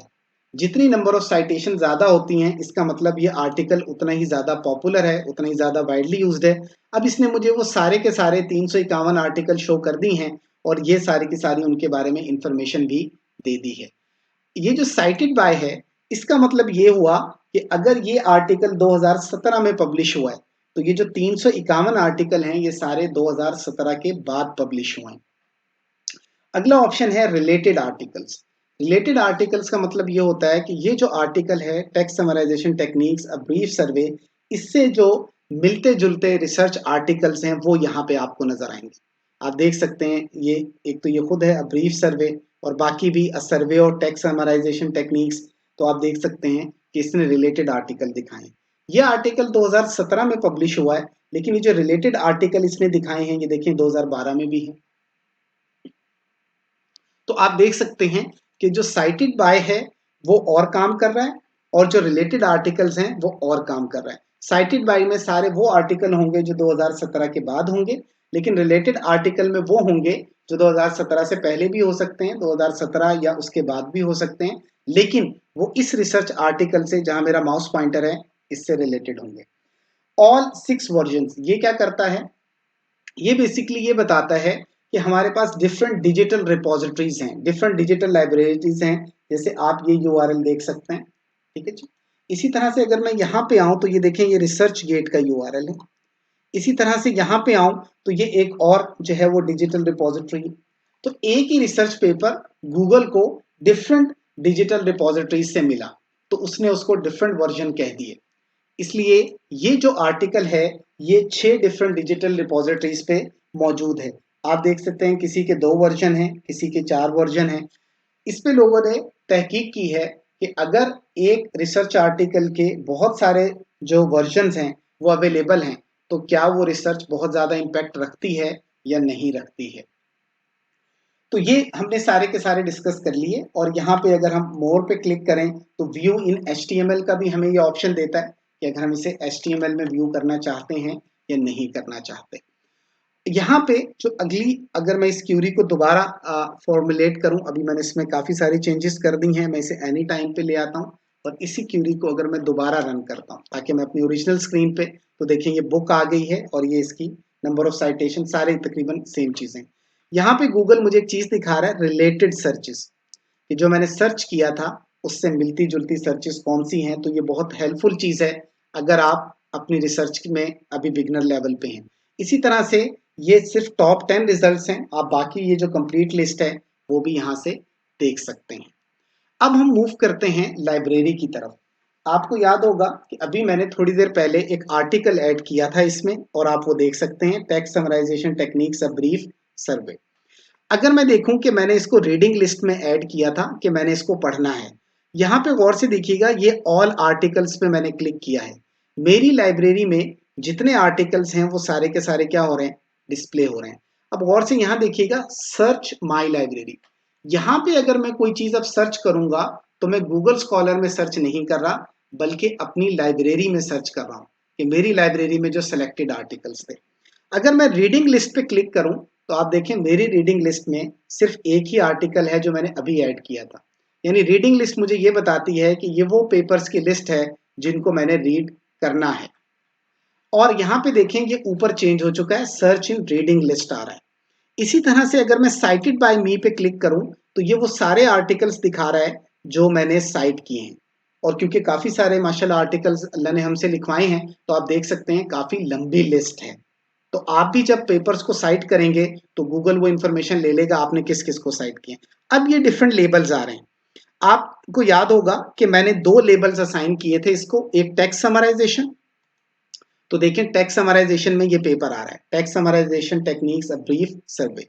दूसरा जो मैंने लेबल असाइन इसे किया था वो था टेक्स्ट समराइजेशन सर्वेज। तो आप गौर से देखें कि ये इसमें आ रहा है टेक्स्ट समराइज, यानी ये दोनों लेबल्स में शो होगा। और आप देख सकते हैं कि ये जो टेक्स्ट समराइजेशन है इसमें मैंने पहले भी कुछ आर्टिकल्स ऐड किए हुए थे, तो आप देख सकते हैं मौजूद है। अगर मैंने किसी आर्टिकल को डिलीट करना है तो मैं इस पर क्लिक करूंगा, वो डिलीट हो जाएगा। अगर मैंने मजीद उसके लेबल चेंज करने हैं तो मैं यहाँ से चेंज कर सकता हूँ। जैसे मैं कहता हूँ कि इस आर्टिकल को अब जो है टेक्स्ट समराइजेशन सर्वेज में भी डिस्प्ले होना चाहिए, और मैंने इसको डन कर दिया। अब देखिए यहाँ पे जब मैं टेक्स्ट समराइजेशन सर्वेस पे क्लिक करूंगा तो आप देख सकते हैं अब इसमें 2 आर्टिकल डिस्प्ले हो रहे हैं। तो आप इस तरह से लेबल्स को भी मैनेज कर सकते हैं। साइट वही ऑप्शन है जो मैंने अभी दिखाया, आप इन्हें डिलीट भी कर सकते हैं। तो आप देखें कि ये जो आपकी लाइब्रेरी है ये बहुत यूजफुल है कि आप इसमें डिफरेंट जो है वो लेबल्स क्रिएट कर सकते हैं और उनको अच्छे तरीके से यूज कर सकते हैं। यहाँ पे आपके पास ट्रैश का ऑप्शन है। ये ट्रैश का ऑप्शन आपको उन पेपर्स को दिखाता है जो आप डिलीट कर चुके हैं। अगर आप डिलीट फॉर एवर पे क्लिक करेंगे तो ये ट्रैश से भी रिमूव हो जाएगा। और अगर आप रीस्टोर पे क्लिक करेंगे, ये मशीन लर्निंग वाला आर्टिकल मैंने डिलीट किया था, अगर मैं रीस्टोर पे क्लिक करूंगा तो आप देखेंगे कि ये ट्रैश से मेरी लाइब्रेरी में दोबारा आ चुका है। ये देखिएगा मैं ऑल आर्टिकल्स पे क्लिक करने लगा, तो आप देखिएगा ये मशीन लर्निंग वाला आर्टिकल दोबारा आ चुका है। मैंने इसे डिलीट कर दिया था, ये रीस्टोर हो चुका है। इसी तरह से अगर मैंने लेबल्स को मैनेज करना है तो ये मेरे पास आप देखें सारे के सारे लेबल्स डिस्प्ले हो रहे हैं जो मैंने क्रिएट किए हैं। आप देख सकते हैं डिफरेंट लेबल्स हैं, एक्सट्रिंसिक प्लेजेंट रिडक्शन। मैं यहाँ पे अगर इसको क्लिक कर दूं तो ये लेबल क्या हो जाएगा, डिलीट हो जाएगा, जो क्रॉस का बटन है। और अगर मैं एडिट पे क्लिक करूं तो मैं इस लेबल को यहाँ पे एडिट कर सकता हूं, मैं इसका नाम चेंज कर सकता हूं। मैं इसका नाम चेंज नहीं कर रहा, मैंने सेव कर दिया और मैं इसको डिलीट भी नहीं कर रहा। आप क्रॉस पे क्लिक करेंगे तो ये डिलीट हो जाएगा।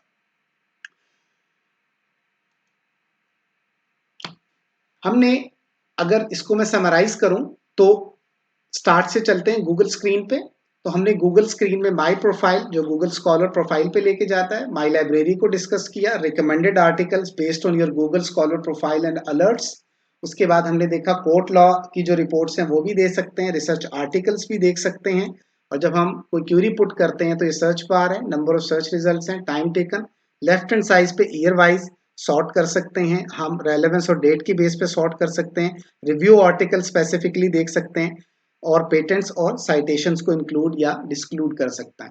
और ये हर रिसर्च आर्टिकल के बारे में टाइटल, अगर ऑथर की गूगल स्कॉलर प्रोफाइल है उसका लिंक, ईयर, और जैसे books.google.com URL, ये मेन इंपॉर्टेंट सेंटेंसेस हैं। सेव करने से हम अपनी लाइब्रेरी में उस पेपर को ऐड करते हैं और उसे डिफरेंट लेबल्स असाइन कर सकते हैं। साइटिंग के डिफरेंट रेफरेंस स्टाइल हैं, साइटेड बाय को देखें, ये आपको रेलेवेंट पेपर्स ढूंढने में हेल्प करेगा, रिलेटेड आर्टिकल्स हेल्प करेगा और डिफरेंट वर्जन्स भी देख सकते हैं। तो उम्मीद है कि ये जो हमने एक डिटेल में डिस्कशन की है इससे आपको काफ़ी क्लियर हो गया होगा कि गूगल स्कॉलर कितनी हैंडी और यूजफुल चीज़ है। अब हम नेक्स्ट टॉपिक की तरफ मूव करते हैं, वो है impact of research problem on query formulation. देखिए सारा जो जो मेन जो चीज़ है, क्रक्स है, वो ये है, वो क्यूरी फॉर्मुलेशन के गिर्द घूम रहा है। अगर हमारा रिसर्च प्रॉब्लम अच्छा होगा तो हमारी क्यूरी फॉर्मुलेशन भी अच्छी होगी। इस इम्पैक्ट को समझना बहुत ज़रूरी है। हमने बहुत सारे रिसर्च स्टूडेंट देखे हैं, वो बेचारे सर्च करते रहते हैं और उन्हें काम के आर्टिकल नहीं मिलते। नेक्स्ट स्लाइड्स में जो क्यूरी मैं फॉर्मुलेट करूंगा और फिर गूगल स्कॉलर पे मैंने वो इनपुट की हैं, उसके लिए जो मैंने रिसर्च प्रॉब्लम लिया है वो अभी मैं लेक्चर में डिस्कस कर चुका हूँ। Cross lingual single document automatic extractive text summarization for English Urdu language pair using GRU with attention technique. ये अभी रिसर्च प्रॉब्लम हमने आइडेंटिफाई किया था यूजिंग इन्वर्टेड ट्रायंगल अप्रोच। अब ये बड़ा इंपॉर्टेंट है, ये आपने बड़ी ध्यान से स्लाइड देखनी है कि रिसर्च प्रॉब्लम में से इंफॉर्मेशन नीड कैसे एक्सट्रैक्ट करनी है इन the form of attribute value pair. अगर आप इसको एट्रीब्यूट वैल्यू पेयर में ब्रेक नहीं कर पा रहे तो आपको स्ट्रॉन्ग और इन डेप्थ अंडरस्टैंडिंग नहीं है अपने रिसर्च टॉपिक के बारे में और अपने रिसर्च प्रॉब्लम के बारे में। रिसर्च टॉपिक है cross lingual extractive text summarization. Summarization की जो अप्रोच है वो ऑटोमेटिक है, जो टाइप ऑफ डॉक्यूमेंट है वो सिंगल है, जो लैंग्वेज पेयर है वो इंग्लिश उर्दू है और जो टेक्निक है वो GRU विद अटेंशन है। लास्ट स्लाइड पे जो मैंने आपको एक सेंटेंस दिखाया था, आप देखें उसके अंदर ये 5 एट्रीब्यूट्स मौजूद हैं। अगर हम इसको कंप्लीटली और करेक्टली, मुकम्मल तौर पे और सही तौर पे नहीं समझेंगे तो हम अच्छी क्यूरीज फॉर्मुलेट नहीं कर सकते।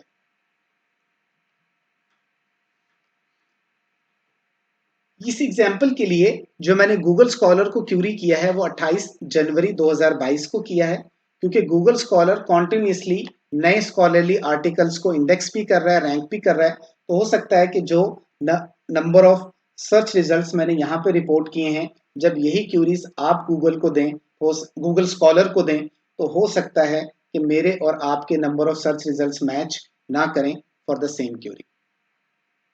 एग्जाम्पल लेते हैं, इस एग्जाम्पल को आपने देखना है कि यहाँ पे जो रिसर्च प्रॉब्लम है मैंने उससे रिलेटेड 4 क्यूरीज फॉर्मुलेट की हैं। पहली क्यूरी है क्रॉस लिंगुअल टेक्स्ट समराइजेशन। अगर हम देखें it's a very generic query, और जब ये क्यूरी मैंने गूगल स्कॉलर को दी तो उसने मुझे 18,100 स्कॉलरली आर्टिकल्स रिटर्न करके दिए, जो कि काफी बड़ा नंबर है। दूसरी क्यूरी जो मैंने फॉर्मुलेट की वो है cross lingual extractive text summarization. अगर हम इस क्यूरी को देखें तो ये एक जेनेरिक क्यूरी है और जो गूगल स्कॉलर ने मुझे number of scholarly articles return करके दिए वो 12,600 हैं। तीसरी क्यूरी देखें, जो तीसरी क्यूरी है वो है cross lingual extractive text summarization for English Urdu. यहां पे एक चीज नोट कीजिएगा, मैंने ऑटोमेटिक का वर्ड भी यूज नहीं किया और लैंग्वेज पेयर का वर्ड भी यूज नहीं किया। मैंने कोशिश की है कि जो मेन कीवर्ड्स हैं उनको क्यूरी में शामिल करूं। ये एक स्पेसिफिक क्यूरी है और जो नंबर ऑफ सर्च रिजल्ट्स मुझे गूगल स्कॉलर ने रिटर्न किए हैं वो 52 हैं, यानी सिर्फ 52 स्कॉलरली आर्टिकल्स मुझे रिटर्न किए। आप देखें कि 12,000 से नंबर ड्रॉप करके 52 पर आ गया। उसके बाद जो चौथी क्यूरी है वो है cross lingual extractive text summarization for English Urdu GRU attention technique, जो मैंने कीवर्ड्स जो रिसर्च प्रॉब्लम में से एक्सट्रैक्ट किए थे। अगर आप देखें it's a very specific query, और जो गूगल स्कॉलर ने मुझे number of search results return किए वो सिर्फ 3 थे। ये 4 मैंने आपको क्यूरीज रन की हैं। होपफुली इन चारों क्यूरीज को आप रन कर लेंगे गूगल स्कॉलर पे। मैं एक्चुअली इसका एनालिसिस आपसे डिस्कस करना चाह रहा हूँ। अगर आप ऑब्जर्वेशन देखें, जो क्यूरी 1 से क्यूरी 4 तक की हमारा सफर है वो एक बड़ा इंटरेस्टिंग पैटर्न बता रहा है। वो है वेरी जेनेरिक से जेनेरिक, जेनेरिक से स्पेसिफिक और स्पेसिफिक से वेरी स्पेसिफिक। जो हमारी अगली ऑब्जर्वेशन है कि जो नंबर ऑफ स्कॉलरली आर्टिकल्स हैं वो सिग्निफिकेंटली डिक्रीज हो जाते हैं, कम हो जाते हैं जब हम क्यूरी 1 से और क्यूरी 4 की तरफ मूव करते हैं। यह आपके सामने number of scholarly articles display हो रहे हैं। क्यूरी 1 बहुत जेनेरिक थी, 18,100 स्कॉलरली आर्टिकल्स रिटर्न हुए। क्यूरी 2 जेनेरिक थी, 12,600। क्यूरी 3 स्पेसिफिक थी तो हमें 52 रिजल्ट्स मिले, और क्यूरी 4 बहुत ज्यादा स्पेसिफिक थी तो हमें 3 स्कॉलरली आर्टिकल्स मिले। अगली ऑब्जर्वेशन ये है, ये बड़ा इंपॉर्टेंट पॉइंट है कि जो क्यूरी 4 है वो ऑलमोस्ट एग्जैक्ट कॉपी है रिसर्च प्रॉब्लम की, और उसने हमें 3 स्कॉलरली आर्टिकल रिटर्न करके दिए। अगर मैं एनालिसिस की बात करूं, the breadth and depth of a query, किसी भी क्यूरी का फैलाव और गहराव वो सिग्निफिकेंटली इफेक्ट करता है number of scholarly articles return by Google Scholar. Findings की अगर बात करें, statement of research problem effects the query formulation process. जो आपने रिसर्च प्रॉब्लम तहकीकी मसले की स्टेटमेंट लिखी है उसका बहुत ज्यादा इफेक्ट आता है जब आप एक अच्छी और हाई क्वालिटी की क्यूरी फॉर्मुलेट करने लगते हैं। कंक्लूजन क्या है कि अगर हम जल्दी और आसानी से अपने desired scholarly articles Google Scholar को यूज करते हुए ढूंढना चाहते हैं तो ये इंपॉर्टेंट है, नंबर 1, कि हम बहुत स्पेसिफिक और वेल डिफाइंड रिसर्च प्रॉब्लम लिखें, और जो हमारा रिसर्च प्रॉब्लम है उसको इंफॉर्मेशन नीड में ट्रांसफॉर्म करें in the form of attribute value pair, और जो इंफॉर्मेशन नीड है उसको वेरी स्पेसिफिक और हाई क्वालिटी क्यूरीज में ट्रांसफॉर्म करें। Impact of Google Scholar operators on query formulation. हमने काफी सारे गूगल सर्च ऑपरेटर्स पढ़े थे, उनका क्यूरी फॉर्मुलेशन पे क्या इम्पैक्ट आता है। इस एग्जांपल में जो मैंने सर्च ऑपरेटर यूज किया है वो है ऑल इन टेक्स्ट। ये क्यूरी आपके सामने है, all in text colon cross lingual text summarization. ये क्यूरीज एग्जैक्टली चारों वही हैं जो मैंने पिछली एग्जाम्पल में यूज की हैं, लेकिन उस वक्त ये कीवर्ड क्यूरी थी और अब ये all in text search operator के साथ है। वेरी जेनेरिक क्यूरी है, और आप नंबर ऑफ सर्च रिजल्ट्स देखें तो 1090 इसने हमें रिटर्न किए हैं। दूसरी क्यूरी देखिएगा, सेम क्यूरी है लेकिन all in text search operator के साथ है, जेनेरिक क्यूरी है, और अगर हम नंबर ऑफ सर्च रिजल्ट्स देखें जो गूगल स्कॉलर ने रिटर्न किए हैं तो अगेन इस क्यूरी के लिए भी 1090 है। तीसरी जो क्यूरी है अगेन सेम वही क्यूरी है, स्पेसिफिक क्यूरी है लेकिन all in text search operator के साथ है। यहाँ पे जो गूगल स्कॉलर ने हमें number of scholarly article return किए हैं वो है 1, सिर्फ एक रिजल्ट इसने हमें रिटर्न किया है। जो चौथी क्यूरी हमारे पास थी, जब हमने उसको all in text search operator के साथ गूगल स्कॉलर को इनपुट किया तो उसने हमें जो सर्च रिजल्ट्स दिए वो 0 थे, यानी गूगल स्कॉलर ने हमें कोई भी ऐसा स्कॉलरली आर्टिकल उसको नहीं मिला जो हमारी इस क्यूरी से मैच करता हो। अगर मैं समराइज करूं तो पिछली एग्जांपल में मैंने 4 कीवर्ड क्यूरीज यूज की थी, 4 कीवर्ड क्यूरीज यूज की थी, और ये जो एग्जांपल है इसमें मैंने वही कीवर्ड क्यूरीज यूज की हैं लेकिन all in text search operator के साथ यूज की हैं। तो हम देखते हैं कि गूगल सर्च ऑपरेटर्स का क्या इंपैक्ट आता है क्यूरी फॉर्मुलेशन में। जो all in text search operator है वो हमने क्यूरी फॉर्मुलेशन में यूज किया, और हमने देखा कि जो हमारे नंबर ऑफ सर्च रिजल्ट्स हैं वो सिग्निफिकेंटली कम हो गए हैं compare to the keyword queries. और आप देख सकते हैं कि ये रिजल्ट्स बहुत थोड़े हैं। अगर कीवर्ड क्यूरी में 18,000 कुछ रिजल्ट्स थे तो इसमें 1090 हैं। दूसरी क्यूरी के लिए 12,600 रिजल्ट थे, इसमें 1090 हैं। तीसरी क्यूरी के लिए 52 रिजल्ट्स थे, इसमें एक है। और चौथी क्यूरी के लिए 3 रिजल्ट्स थे, तो यहाँ पे कोई भी रिजल्ट रिटर्न नहीं हुआ। अगर हम एनालिसिस करें ऑब्जर्वेशन की बेस पे कि जो शॉर्ट क्यूरीज हैं, जो छोटी क्यूरीज थी, क्यूरी 1 और क्यूरी 2, उसके लिए गूगल स्कॉलर ने हमें एक reasonable number of scholarly articles return किए, जो कि 1090 हैं। लेकिन जो लॉन्ग क्यूरीज थी, जैसे क्यूरी नंबर 3 और क्यूरी नंबर 4, जब हमने इनको all in text search operator के साथ यूज किया तो गूगल स्कॉलर ने हमें reasonable number of scholarly articles return नहीं किए। क्यूरी 3 के अगेंस्ट गूगल स्कॉलर ने एक स्कॉलरली आर्टिकल रिटर्न किया, और क्यूरी 4 के अगेंस्ट गूगल स्कॉलर ने हमें कोई भी स्कॉलरली आर्टिकल रिटर्न नहीं किया। अगर हम फाइंडिंग्स की बात करें, जो all in text search operator है, इसका सिग्निफिकेंट इंपैक्ट आता है क्यूरी फॉर्मुलेशन के दौरान, और जो गूगल स्कॉलर हमें number of search articles return करता है। तो हमने इससे क्या कंक्लूड किया कि अगर हम जल्दी और आसानी से अपने desired scholarly articles Google scholar से सर्च करना चाहते हैं, तो ये इंपॉर्टेंट है कि हमें मुकम्मल तौर पे और सही तौर पे ये पता हो कि जो मुख्तलिफ गूगल सर्च ऑपरेटर हैं और सर्चिंग टेक्निक्स हैं, वो कैसे काम करते हैं, और उन्हें हमने क्यूरी फॉर्मुलेशन प्रोसेस में कैसे यूज करना है। इस लेक्चर के आखिरी पार्ट की तरफ मूव करते हैं, और ये इंपॉर्टेंट है इसको समझना कि गूगल एंड स्कॉलरली आर्टिकल्स। अभी तक जो मैंने यूज किया है वो गूगल स्कॉलर को यूज किया है, लेकिन गूगल को भी एक नजर देखना जरूरी है ताकि आपको गूगल स्कॉलर और गूगल का डिफरेंस क्लियर हो सके। यहाँ बड़ा इंपॉर्टेंट पॉइंट है कि जितने भी स्कॉलरली आर्टिकल्स हैं वो पीडीएफ फॉर्मेट में पब्लिश किए जाते हैं। तो यहाँ पे मैंने एक अजम्पशन ली है, और एज ए रिसर्चर आपको ये अजम्पशंस लेनी चाहिए चीज़ों को इन्वेस्टिगेट करने के लिए, कि अगर मैं गूगल को सर्च करता हूँ फाइल टाइप सर्च ऑपरेटर को यूज करते हुए विद पीडीएफ फॉर्मेट, तो मेरी अजम्पशन है कि जो मैं क्यूरी दूंगा गूगल को, तो उम्मीद है कि वो मुझे स्कॉलरली आर्टिकल्स भी रिटर्न करेगा। लेट्स सी कि ये अजम्पशन कितनी सही है, ये कितनी गलत है। Let's have a look at the next slides. Example 1, Google and scholarly articles. यहाँ पे मैंने जो क्यूरी है वो है cross lingual text summarization file type colon PDF. यहाँ नोट कीजिएगा, ये क्यूरी मैंने गूगल को इनपुट करनी है। ये क्यूरी मैंने आपके लिए कॉपी करके रखी हुई है पहले से।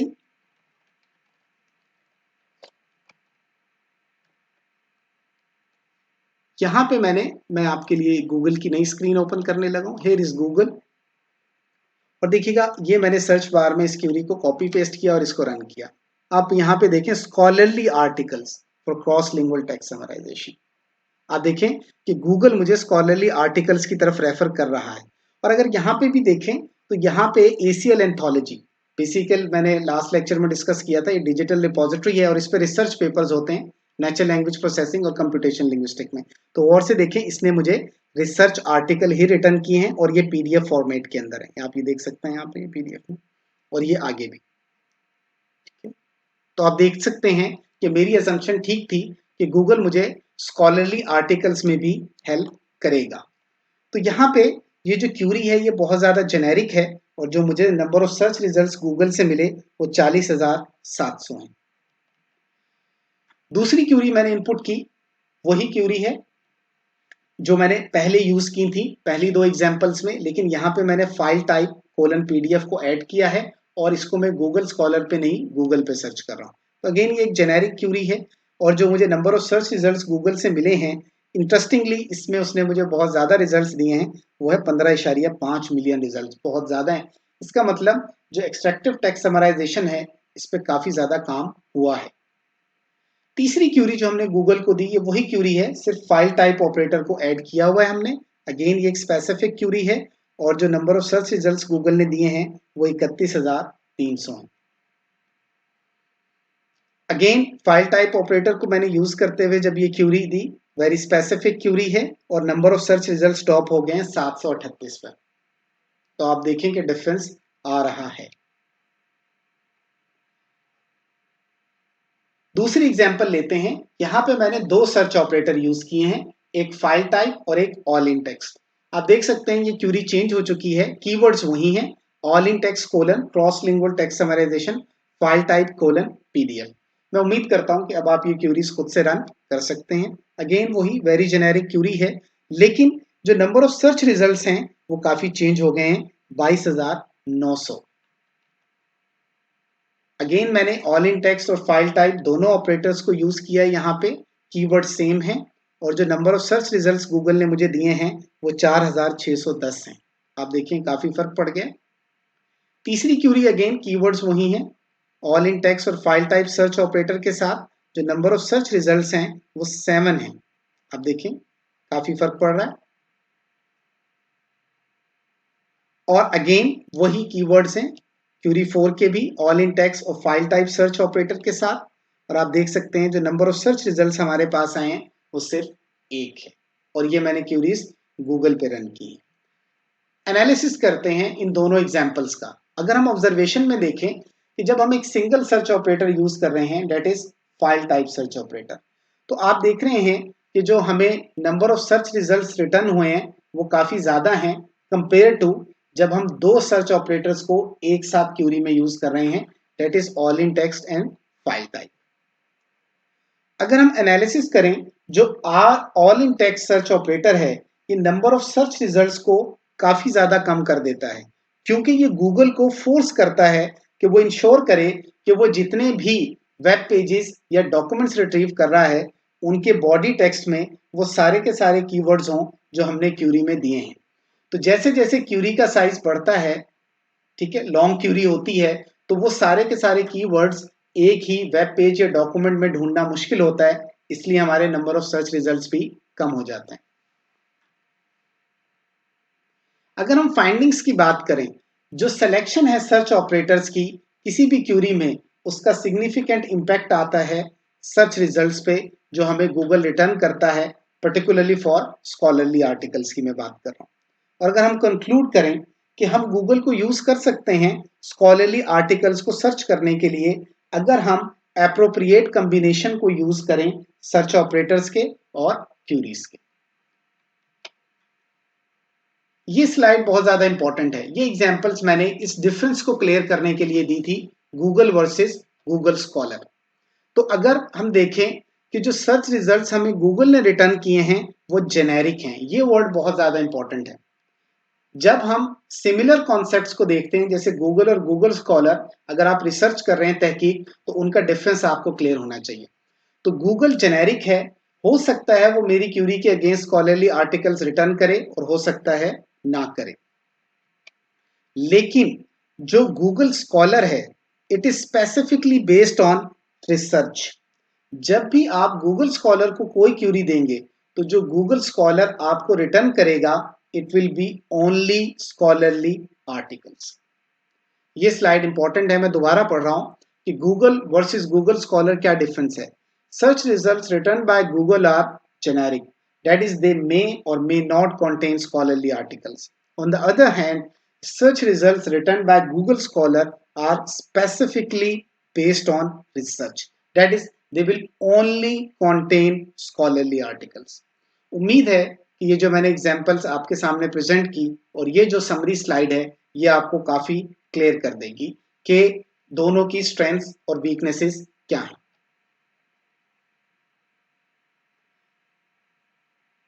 Let's move to the to do and your turn task. जो पहली आपकी टू डू टास्क है कि हमने आपको एक रिसर्च प्रॉब्लम दिया है, और अगर आप देखें ये रिसर्च प्रॉब्लम उस रिसर्च प्रॉब्लम से मिलता जुलता है जो हमने लेक्चर में डिस्कस किया, लेकिन मैंने यहाँ पे 3 एट्रीब्यूट चेंज किए हैं। क्रॉस लिंगुअल की जगह मोनोलिंगुअल है, और इंग्लिश उर्दू की जगह अरेबिक उर्दू है, और GRU की जगह LSTM है।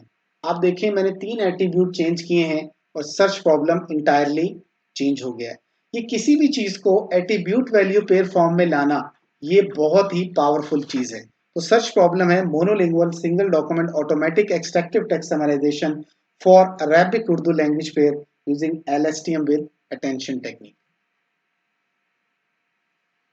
आपसे क्वेश्चंस ये हैं कि ये जो आपका रिसर्च प्रॉब्लम है आपने इसको ट्रांसफॉर्म करना है इंफॉर्मेशन नीड में, इन the form of attribute value pair.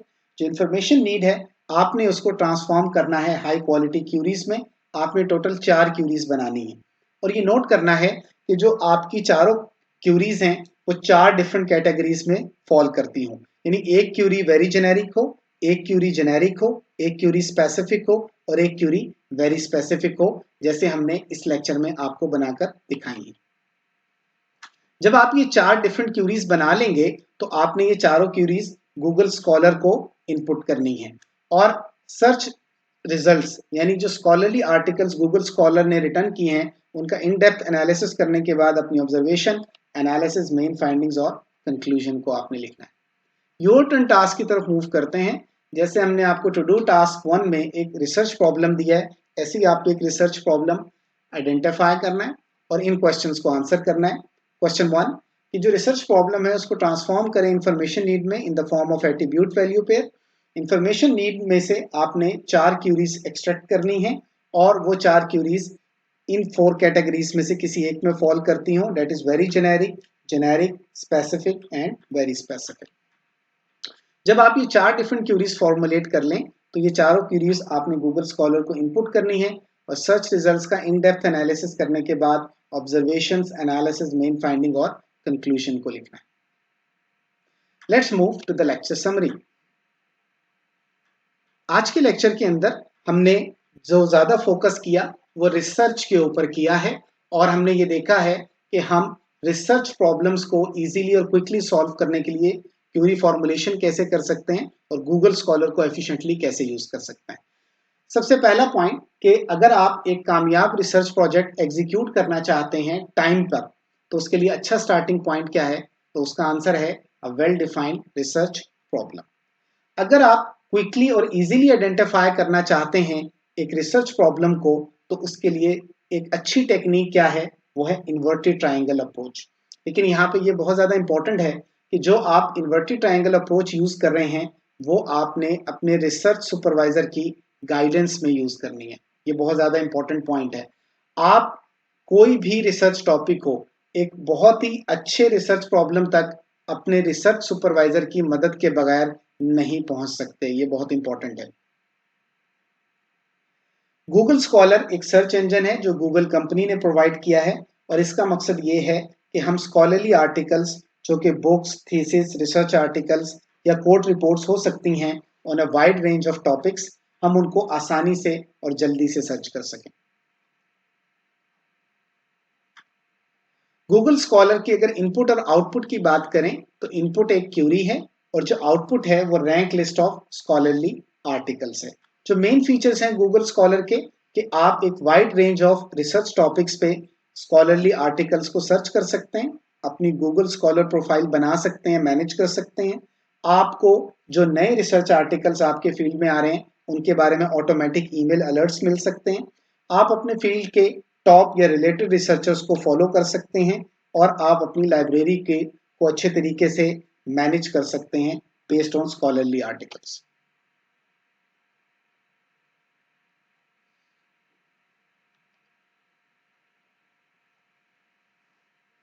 एक जो वेल डिफाइंड रिसर्च प्रॉब्लम है वो हमें हेल्प करता है कि हम फॉर्मुलेट कर सकें fast and accurate curies.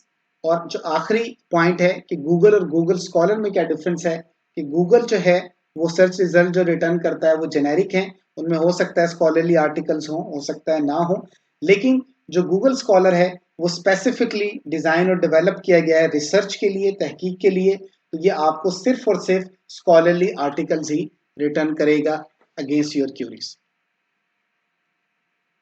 In next lecture, इंशाल्लाह जो हमारा नेक्स्ट लेक्चर है वो हमारा इस कोर्स का आखिरी लेक्चर भी है जो कि इंशाल्लाह कल होगा।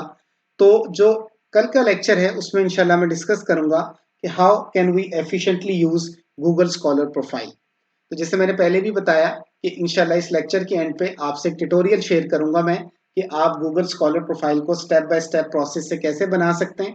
आप उस ट्यूटोरियल में स्टेप्स को फॉलो करें और अपनी गूगल स्कॉलर प्रोफाइल बनाएं। लेकिन एक इंपॉर्टेंट पॉइंट याद रखिएगा, कोशिश करें कि अपनी ऑफिशियल ईमेल आईडी यूज करें। जैसे आप किसी ऑर्गेनाइजेशन से बिलोंग करते हैं, किसी एजुकेशनल इंस्टीट्यूट से, तो आपकी ऑफिशियल ईमेल आईडी होगी, उसको यूज करें। ऑल दो आप अपनी प्राइवेट ईमेल आईडी से भी गूगल स्कॉलर प्रोफाइल बना सकते हैं, लेकिन गूगल स्कॉलर उसको वेरीफाई नहीं करता। और जब आप प्राइवेट ईमेल आईडी यूज करते हैं तो आपकी गूगल स्कॉलर प्रोफाइल की वो वर्थ नहीं होती जो ऑफिशियल ईमेल आईडी की बेस पे होती है। तो कंक्लूजन ये है, आपसे रिक्वेस्ट ये है कि जब आप अपनी गूगल स्कॉलर प्रोफाइल बनाएं तो अपनी ऑफिशियल ईमेल आईडी को यूज करें। इंशाल्लाह कल के लेक्चर में हम ये भी देखेंगे कि हम अलर्ट्स कैसे क्रिएट कर सकते हैं, ताकि जो आपके फील्ड में नए नए जो रिसर्च पेपर्स आ रहे हैं, स्कॉलरली आर्टिकल्स आ रहे हैं, उनको आपको बगैर सर्च किए ही ऑटोमेटिकली पता चलता जाए। इंशाल्लाह इस कोर्स की जो मेन फाइंडिंग्स हैं और कंक्लूजन है उसको भी हम डिस्कस करेंगे कि हम इस कोर्स को एक सेंटेंस में समराइज कर सकते हैं या नहीं, और इंशाल्लाह हम फ्यूचर वर्क भी डिस्कस करेंगे कल के लेक्चर में। इमाम शारानी नव्वरल्लाहु मरकदा का फरमान मुबारक, ए भाई, अल्लाह तक पहुंचने के रास्तों में से करीब तर रास्ता रसूल अकरम सल्लल्लाहु अलैहि वसल्लम पर दुरूद पाक पढ़ना है। अल्लाह पाक हमें हज़रत मोहम्मद सल्लल्लाहु अलैहि वसल्लम पर कसरत से दुरूद पाक पढ़ने की तौफीक अता फरमाए, आमीन। जज़ाकुमुल्लाह खैर। आपसे हम्बल रिक्वेस्ट है कि अगर आपने हमारे YouTube चैनल को सब्सक्राइब नहीं किया तो काइंडली कर लें, फेसबुक पेज को लाइक नहीं किया तो कर लें, ताकि आपको रेगुलर अपडेट्स मिलती रहें। और आपसे हम्बल रिक्वेस्ट है कि अपनी वैल्यूएबल फीडबैक और रिव्यूज़ दें हमारे YouTube चैनल पे भी और फेसबुक पेज पे, और इन ऑनलाइन लेक्चर्स को और इस इंफॉर्मेशन को और लोगों के साथ भी शेयर करें। जज़ाकुमुल्लाह खैर। इंशाल्लाह now I will move to the question answer session. Ji.